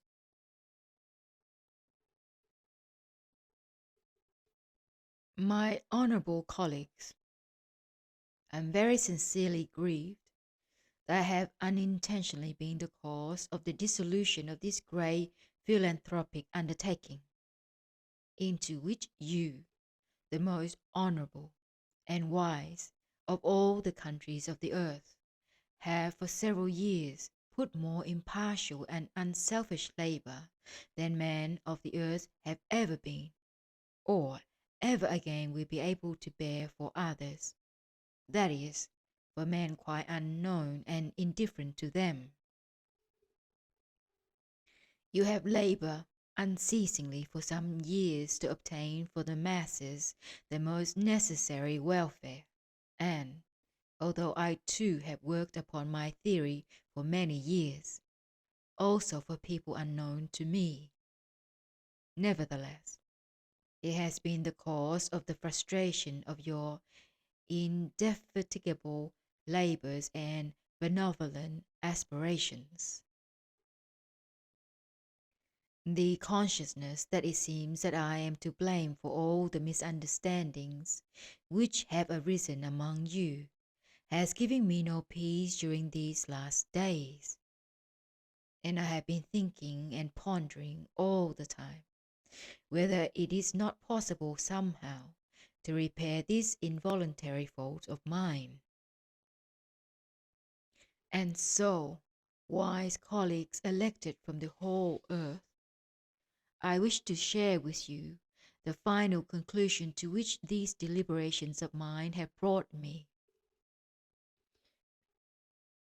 If the universal laws I have discovered are opposed to the means you expected might bring a certain happiness to mankind, then, however strange it may seem to you at first glance, if only these same laws be employed otherwise, they might serve for the attainment of this aim we have set for ourselves. Now listen to what we must do to attain this aim. The results of all my researches clearly prove that nature requires that at certain periods a certain number of deaths should take place on the earth. And at the same time, I have succeeded in making clear that for the needs of nature, it is indifferent which deaths these are, whether deaths of people themselves or deaths of the lives of other forms of beings. From this it follows that if the number of deaths required by nature is made up by the deaths of other forms of lives of the earth, then obviously the need for the number of deaths of men themselves will thus be of itself correspondingly reduced. And it will be quite possible to attain to this if all the members of our society continue to work with the same intensity, only not with the aim of realizing our former program, but of reviving upon the earth on a larger scale than before the ancient custom among men of offering sacrifices to their gods and saints by destroying the lives of other forms.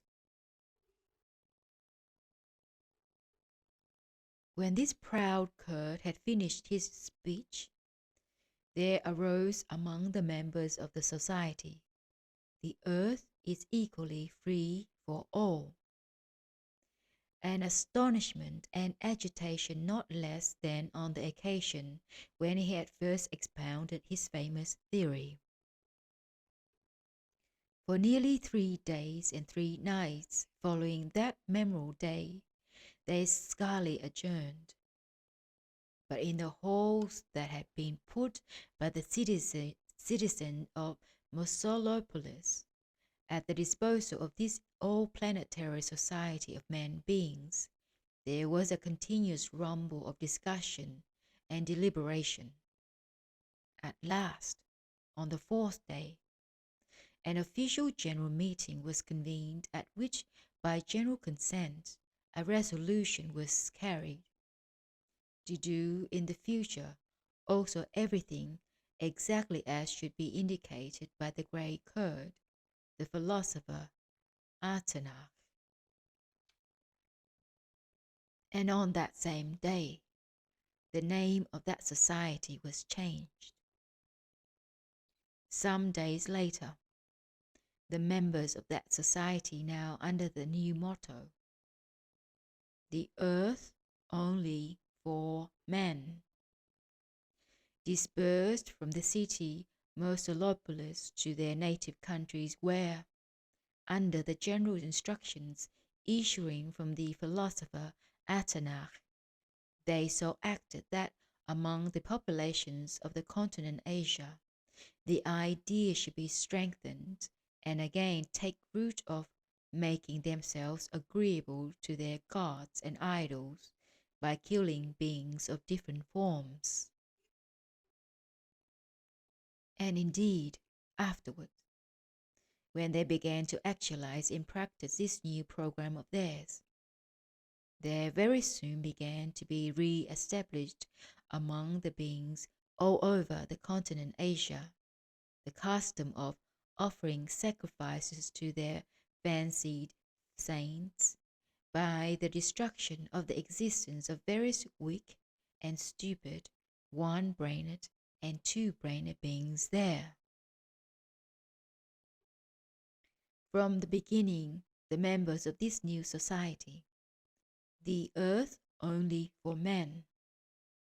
began to actualize this task of theirs for the most part through what are called the clergy of that religion, which was formed upon the teaching of Saint Mohammed, and which at that period was very widely spread over the whole continent Asia. And this custom was adopted this time on a larger scale than it had been, when, at the request of the angel Louisos, I descended there to try to do what I could to destroy that same custom among the three-brained beings there, which seemed at that time to his conformity very undesirable for cosmic phenomena of a greater scale. Because during all this time, the number of your favorites had greatly increased, and consequently, the number also had increased of those anxious to give pleasure to their fantastic idols. The destruction of the existence of other forms of beings was resumed there, not only privately in houses among their families, but also publicly in special places. But this time, these special places were chiefly associated in a certain respect with the memory of Saint Mohammed, or with those around him. The number of these slaughters increased there by year to year, to such an extent that already only some 100 or so of their years after the time of the arising of the society, the earth only for men, the number had accounted, during one of their years in one single place alone, to 100,000 of such beings as they had sacrificed in previous times, namely, oxen, sheep, camels, and so on. During the last 2 centuries, such special honored favorite places were the cities Mecca and Medina in Arabia, the city Mashhad in the locality called Baghdad, the environs of Yemenishah in Turkestan, and several others. In a word, There on the continent Asia, blood again flowed like a river. These sacrificial offerings were most frequent during the Mohammedan feast called Bairam and Qurban, and likewise during the Christian feasts existing there under the name of Shrove Day and St. George's Day, and so on. In this way, my boy, afterward, when thanks to the strenuous efforts of the members of the society, the earth only for men, there had again been implanted in three brainy beings there such an abnormality, then these terrible processes of theirs began indeed to proceed there less often and on a smaller scale, and through this the sporadic, relatively great, what is called mortality was diminished. Yet the general mortality of the three brainy beings was not only not reduced by this, but even increased, since owing to the continued progressive deterioration of their being existence, and in consequence, owing to the deterioration of the quality of the radiative vibrations of their presences in the process of the existence required from them by nature, the length of their existence on the one hand was still further diminished, and on the other hand, their what is called birth rate was increased. So it continued until that time when a certain famous Assadulla Ibrahim Ogly, a Persian dervish who obtained his arising and who was formed into a responsible being on that same continent, turned all this in another direction. The dervish Assadulla Ibrahim Ogly began his activities there only some 30 or 40 terrestrial years ago. Being simply only a fanatic of the Mohammedan religion without that serious and deeply learned knowledge possessed by the Kurd Atarnakh, he perceived in the custom of sacrificial offerings only horrible injustice on the part of the people toward beings of other forms, and he set as the aim of his existence to obtain, at whatever cost, the destruction on the earth of this, in his opinion, anti-religious custom. Having begun from that time to wander on the continent Asia, chiefly in those countries where the greater part of the three brainy beings were the followers of the Mohammedan religion, he began to work mainly through dervishes like himself, who are to be found in almost all the communities there on the continent Asia. This ingenious and energetic Persian dervish, Assadulla Ibrahim Ogly, here, there, and everywhere, very cleverly persuaded these other dervishes of the truth of his idea, and these in their turn, now everywhere, persuaded the ordinary beings of the continent Asia that the destruction of the existence of beings of other forms is not only not pleasing to God, but that the destroyers would even be obliged to bear in another world, in hell, a double punishment, one for their own what are called sins, and one for the sins of the beings destroyed by them, and so on. And thanks to preachings of this kind about the other world by dervishes, considered great authorities on such questions, the beings of Asia did indeed year by year diminish their sacrificial offerings. In short, The result of all the activity of this good Persian dervish was precisely the latest great process of reciprocal destruction, or, as your favorites call it, the Great World War. And so, my boy,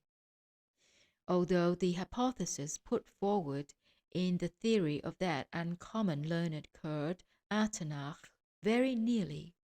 as I already told you, approximated to reality, yet, nevertheless, he failed to understand what was most important, namely,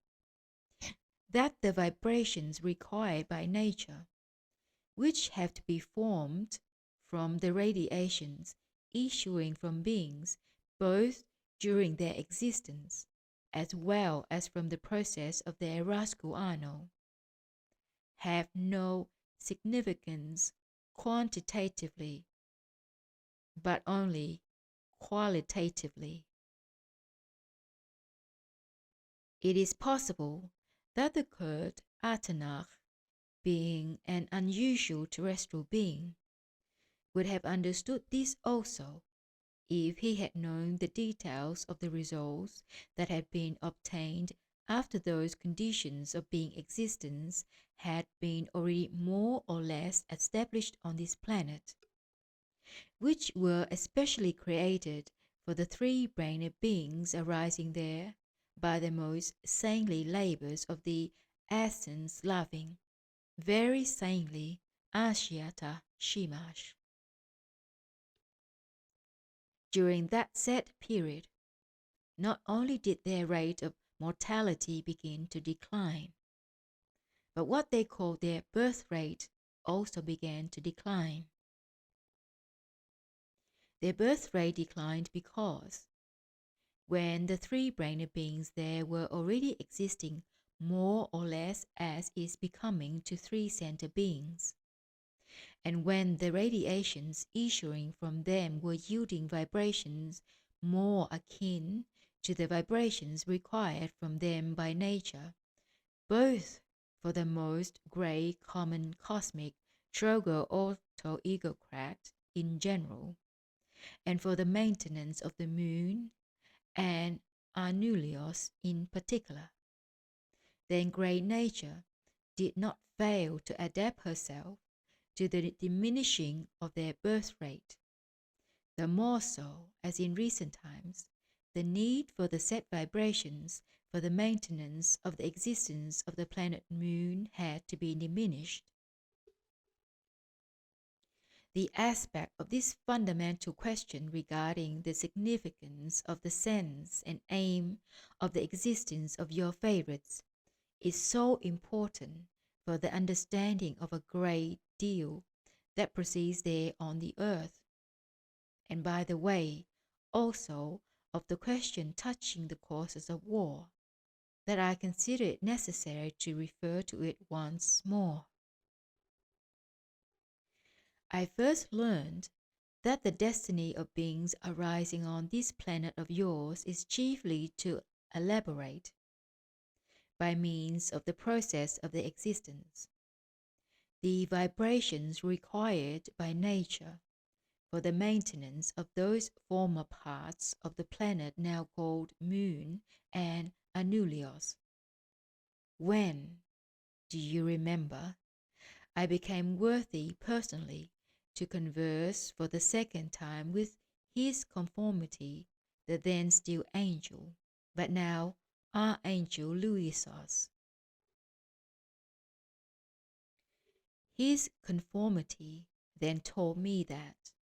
although the movements of both former parts of the planet Earth were now already finally regulated with the general harmony of movement, and that every kind of apprehension of some or other surprise in the near future had absolutely vanished, yet to avoid any possible complications in the distant future, it had been explicitly decided by the most high, most sacred individuals to actualize the corresponding on the planet for the formation of what is called the sacred Askokin, so that this sacred cosmic substance, required for the maintenance of that planet's former parts, might continuously issue from that planet. And further, His Highness also explained that this cosmic substance, the sacred Askokin, exists in general in the universe, chiefly blended with the sacred substance Abrustdonis and Helkdonis, and hence that this sacred substance Askokin, in order to become vivifying for such a maintenance, must first be freed from the said sacred substance Abrustdonis and Helkdonis. To tell the truth, my boy, I did not at once clearly understand all that he then said, and it was only later that I came to understand it all clearly, when, during my studies of the fundamental cosmic laws, I learned that these sacred substances, Abrustdonis and Helkdonis, are just those substances by which the higher being bodies of three-brained beings, namely the body Kesdjan and the body of the soul, are in general formed and perfected. And when I learned that the separation of the sacred Askokin from the said sacred substances proceeds in general when the beings on whatever planet it might be transubstantiate the sacred substances Abrustdonis and Helkdonis in themselves for the forming and perfecting of their higher bodies, by means of conscious labors and intentional sufferings. And when I had become interested in these favorites of yours, and had begun to observe and to study their strange psyche, only then did I finally understand to which end both great nature herself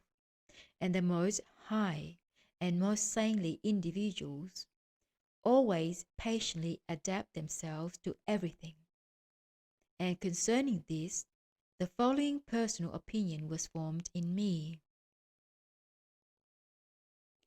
that if these favorites of yours would at least properly ponder over this and serve nature honestly in this respect, then perhaps their being self-perfecting might, as a consequence, proceed automatically, even without the participation of their consciousness, and in any case, the poor nature of their ill-fated planet would also not have to puff and blow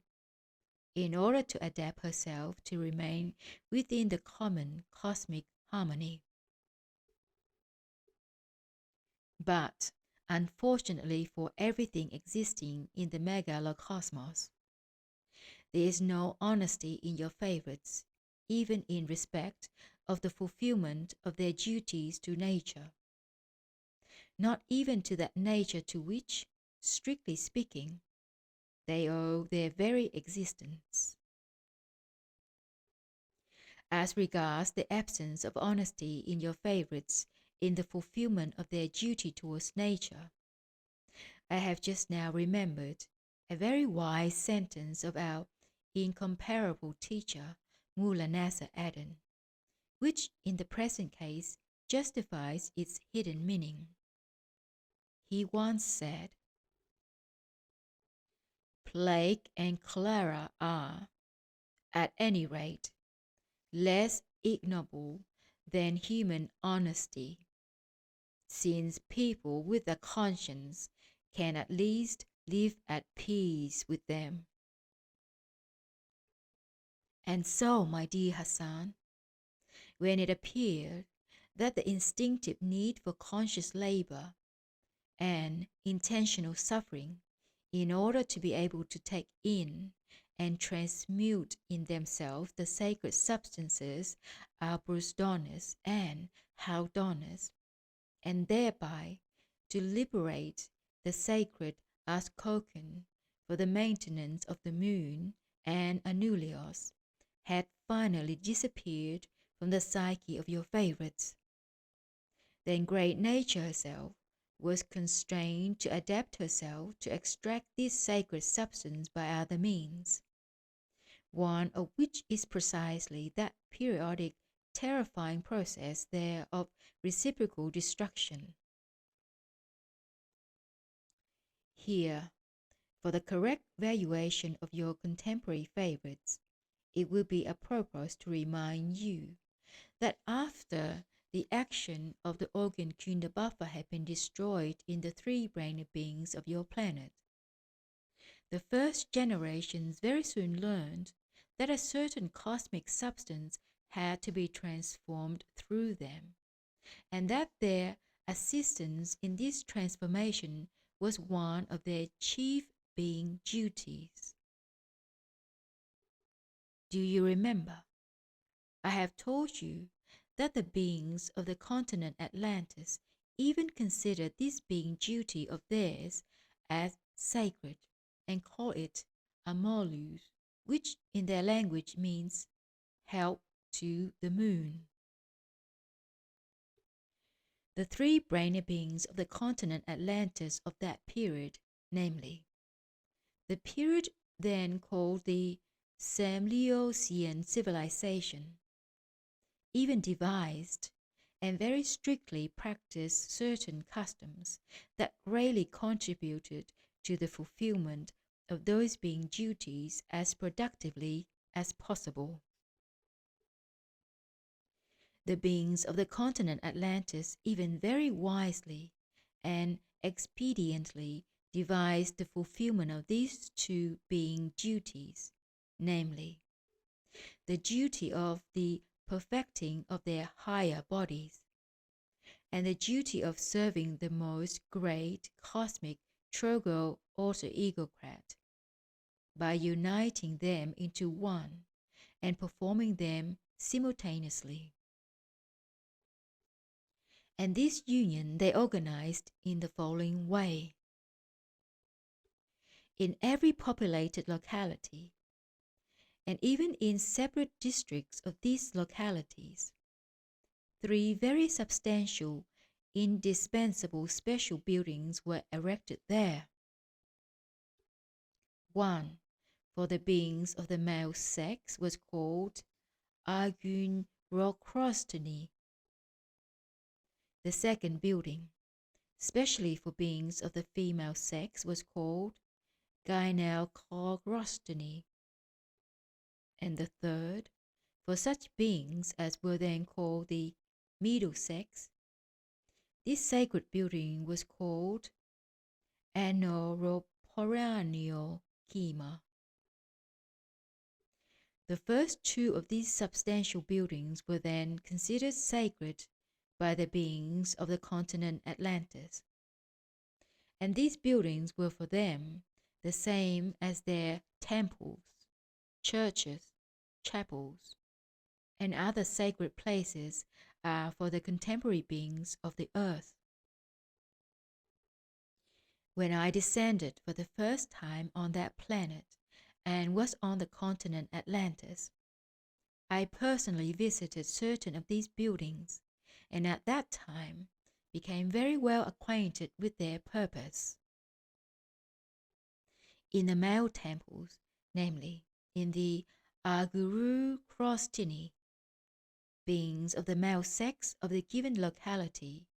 or of the given district performed in turn corresponding mysteries, while in the special state called self-remembering.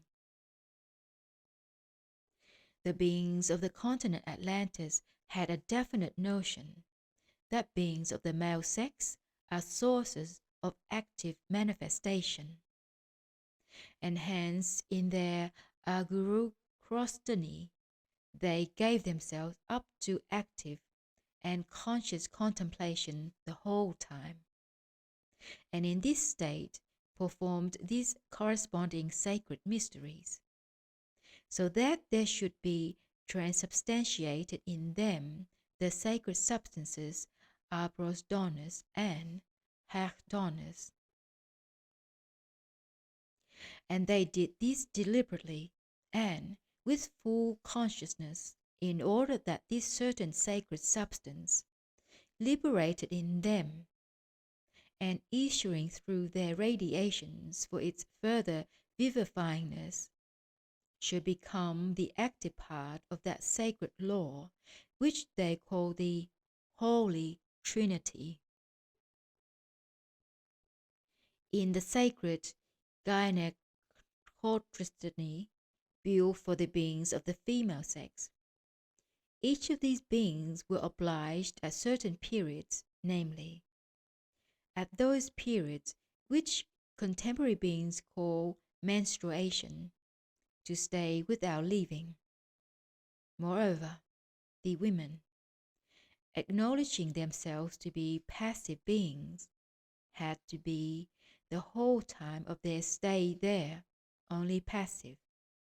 in order that the vibrations issuing through their radiations should serve as the passive part of that same sacred law for their further vivifyingness. And hence they pass their whole time in this Gynekokhrostiny in a state of complete passivity, trying consciously not to think about anything. With this aim in view, they try to have no active experiencings during their monthly states, and in order that thoughts flowing by association should not hinder them from concentrating, everything was arranged so that their thoughts should be directed the whole time to wishing well to their present or future children. And as regards the third kind of the buildings of the beings of that time, which were called Anoroparionikima, as I already told you, the beings then called the third sex, for whom these buildings were erected, our Mullah Nasser Aden would call misconceptions, or beings who are neither one thing nor another. Among these middle sex beings were beings both of the male sex and the female sex. These were beings who, for various reasons, already lacked the possibility either of perfecting themselves or serving nature. They were, as is said in a saying of our same Mullah Nasser Aden, neither a candle for the angel, nor a poker for the devil. Those beings of the male sex were put into these houses for a certain time who, for some reason or other, were already entirely deprived of the possibility of ever consciously contemplating. And of the number of the beings of the female sex, those were placed in them who generally either did not menstruate at all, or in whom menstruation occurred abnormally. Likewise, those who in the sense of their sexual desires became transformed at certain periods into, as it was said there, Knaneomeny, or, as our dear Mullah would say, into veritable mares in the spring. Among the beings then on the continent Atlantis, conceptions of several definite, very peculiar symptoms were current, according to which the given beings were recognized and confined in the Anoroparionikima. And these symptoms were as follows. 1. If a being believed in any kind of balderdash. 2. If a being began to prove to others anything about which he himself knew nothing whatsoever, or was not sure of. 3. If a being failed to keep his word of honor, or took his oath in vain. 4. And finally, if there appeared in any being tendency to spy upon the others, and to be occupied with Took-soo-kef. But the most conclusive symptom of all was when that property appeared in somebody, which was then called Mosulopolis, and which contemporary beings already consider an illness and call hemorrhoids. In this Anoroparionikima,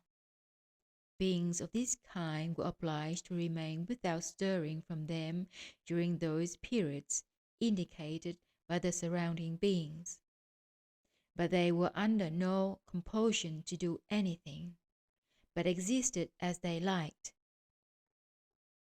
In regard to them, there was only one aim, that they neither met nor spoke with normal beings of the given locality. Such beings were then confined in these buildings because, according to the notions then, they at certain periods of the month, thanks to these various taints of theirs, interfered by their radiations with the quiet and regular existence of the surrounding beings. Yes, indeed, my dear boy. Beings of the later period of the existence of the continent Atlantis had already many very good customs for normal being existence. But, as regards the contemporary beings of your planet, one can only pity them, because owing to the second great calamity to their ill-fated planet, the said continent with everything upon it entered into the planet, and with it there disappeared also all those good customs for ordinary existence, which had gradually during long centuries entered into the process of their ordinary existence. After that continent of Atlantis had perished, the custom was again on the point of being re-established among later three-brainer beings there, of having special constructions similar to those of which I have just told you for the process of ordinary existence. The need for these special buildings was again understood, and they were actualized by a very sensible Hebrew king named Solomon. And that special building which this sensible Hebrew king decided first of all to construct, and which still continued long afterwards among his subjects, was called Tak-tschan-nan. They somewhat resemble the Gynekokhrostiny, such as had existed in Atlantis, and beings also of the female sex were put into them, and they were obliged to remain there during the whole of their menstruation. The King Solomon hastened then to establish this custom because, during his wise reign,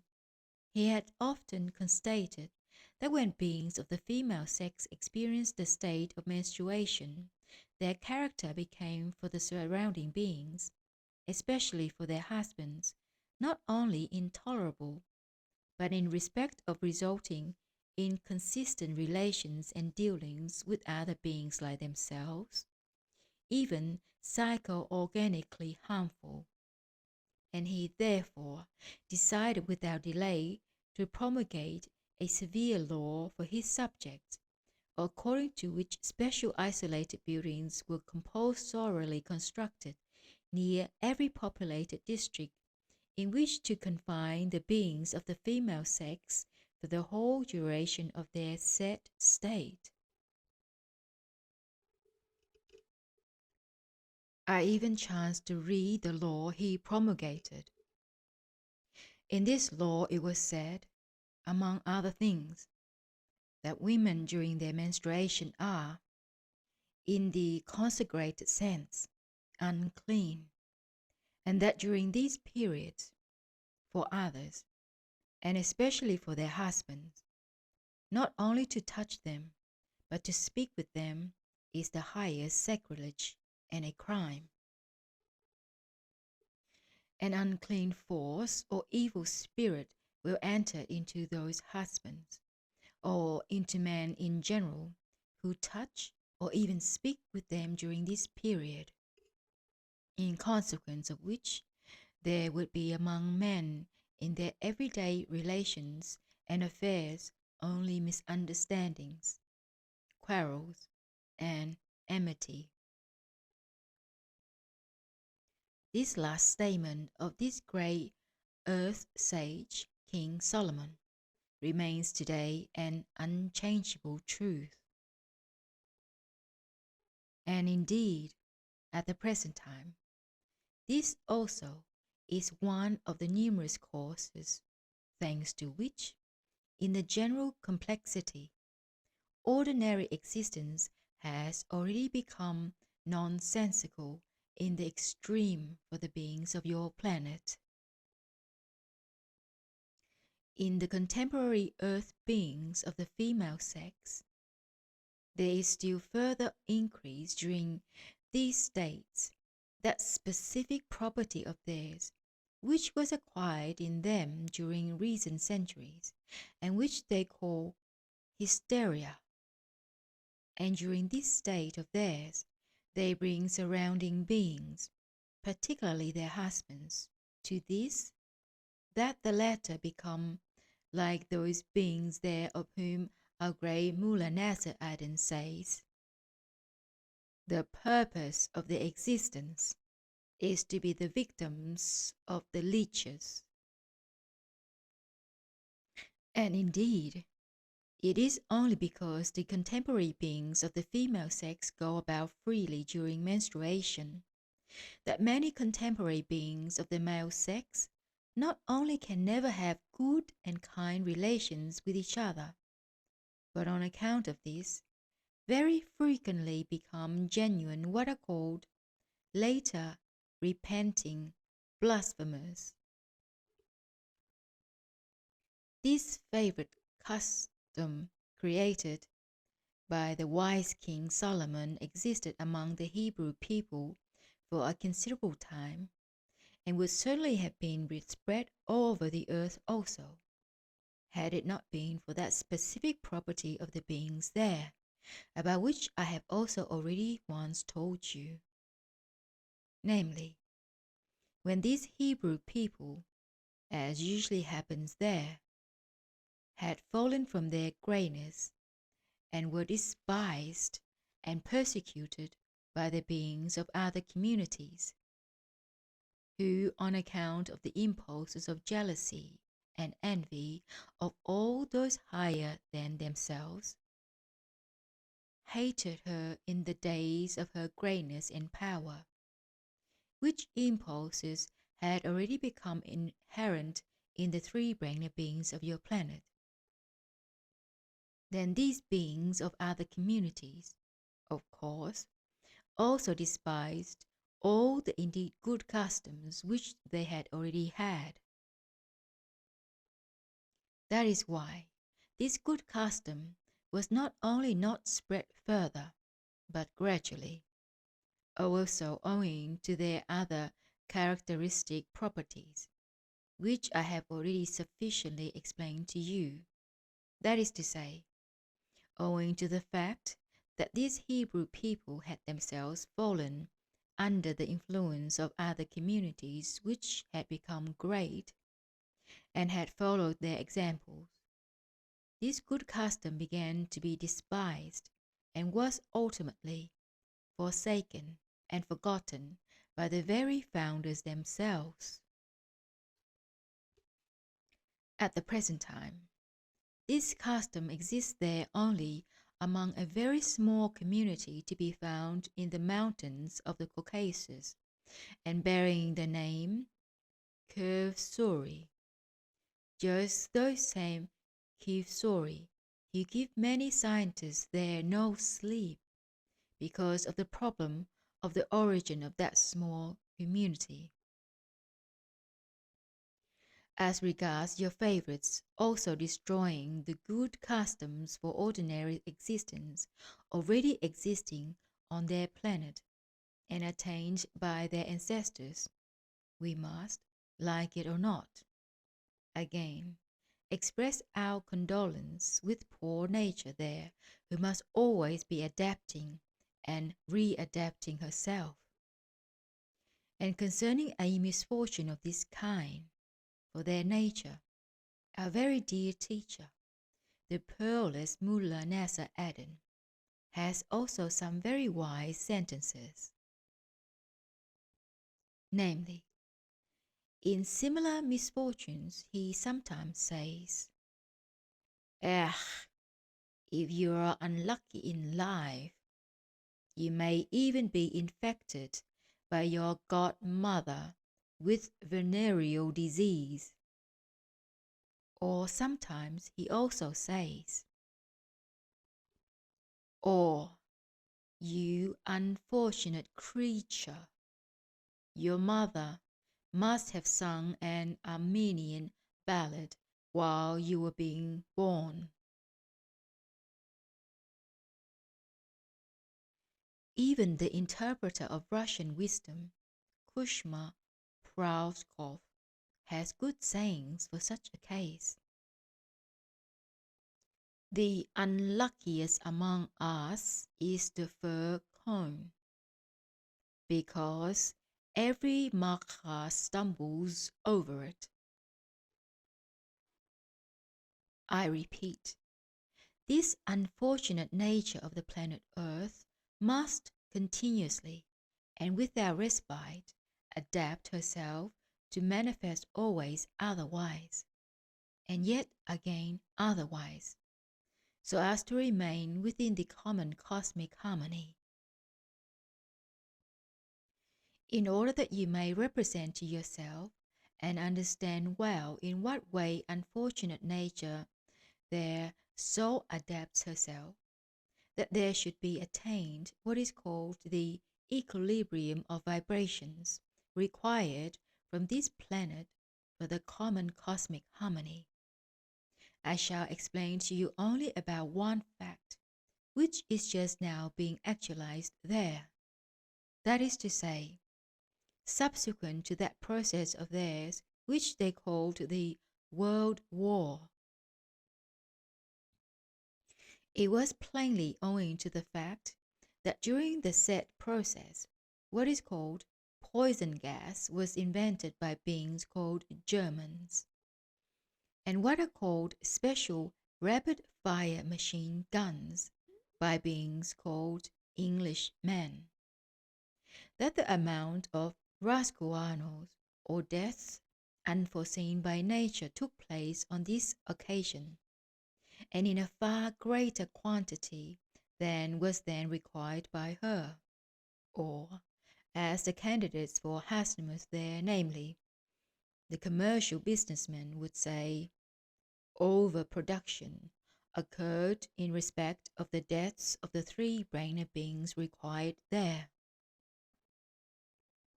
In consequence, nature there had again to begin from that moment to puff and blow, and, as is said there, jumped out of her skin, in order to correct this unforeseenness and adapt herself once again in a corresponding manner. This time, from what I myself learned for certain during my last stay there, and also from the information communicated to me by ethogram, great nature there is evidently about to increase, for future times, the birth rate of other forms of beings there. I noticed in the cities Petrograd and Tiflis, situated in the large community Russia, of which community more beings perished than any other during that world war of theirs, that kind of quadruped being, which as a rule never appeared there, namely, the quadruped beings which hate people and which are called wolves, were already prowling in the streets. In the information communicated to me by ethogram, it was said, among other things, that in the same large community Russia, the birth rate of beings of the kinds of rodents called mice and rats had increased to such an unprecedented extent that at the present time they are beginning to devour most of the stored provisions of the beings of the said community. It was further conveyed in the same ethogram that the power-possessing beings of the community Russia had applied to the beings of another European community to undertake the destruction of the existence of those small beings, mice and rats, which had multiplied among them, in return for which they promised to pay them as much money as it would cost. Though a temporary reduction of the numbers of these poor rats and mice may be obtained by the various means at the disposal of those specialists in the destruction of the existences of others,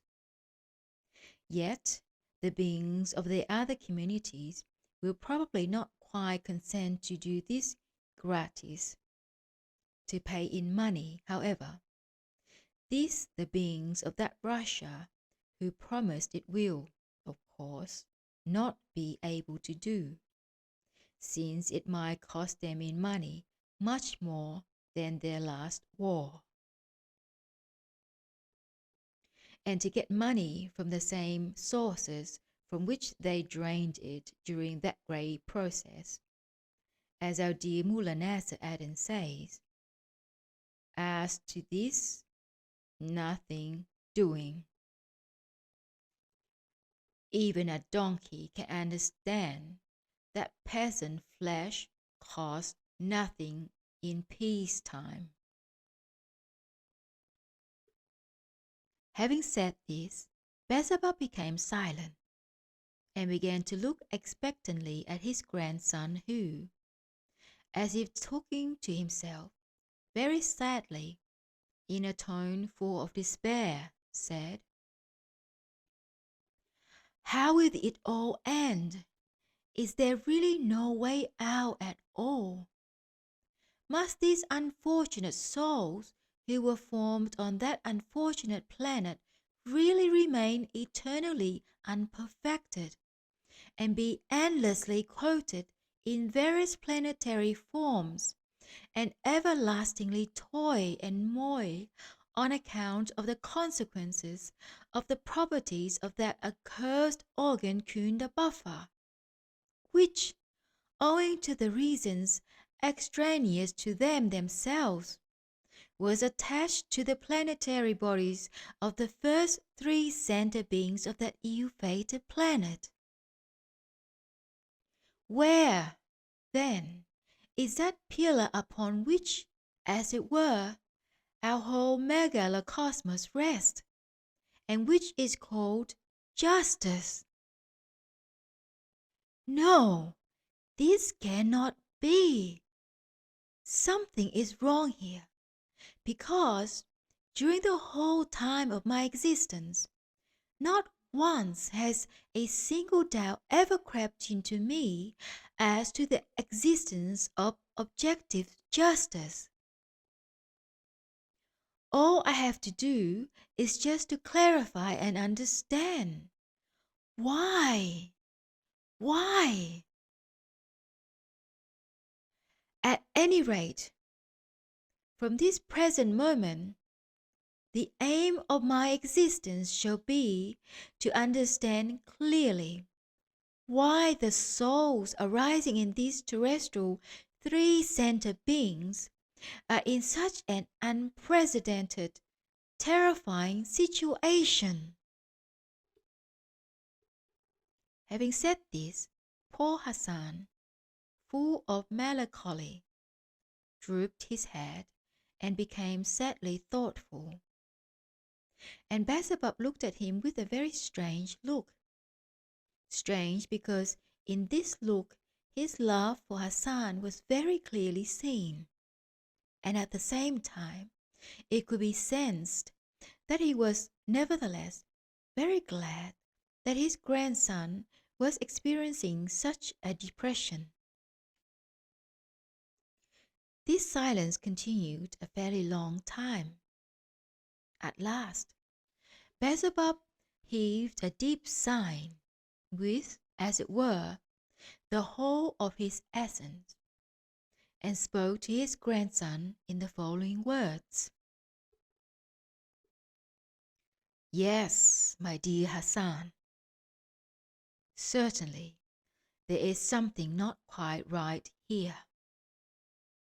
But if nothing could be done for the beings of that planet by that being who now already has the reason of the sacred Port-Kulad, and is one of the first assistants of our endlessness in the government of the world, namely, the very saintly Asiata Shiemash. If he could do nothing, what then can we expect, we, beings with the reason of almost ordinary beings? You remember the very saintly Asiata Shiemash, then in his deliberation, under the title The Terror of the Situation, said, if it is still possible to save the beings of the earth, then time alone can do it. We can now only repeat the same in regard to this terrible property of theirs, of which we have just been speaking, namely, their periodic processes of the destruction of each other's existence. We can only say now that if this property of terrestrial beings is to disappear from that unfortunate planet, then it will be with time alone, thanks either to the guidance of a certain being with very high reason, or to certain exceptional cosmic events. Having said this, Beelzebub again began to look at Hassan with that same strange look,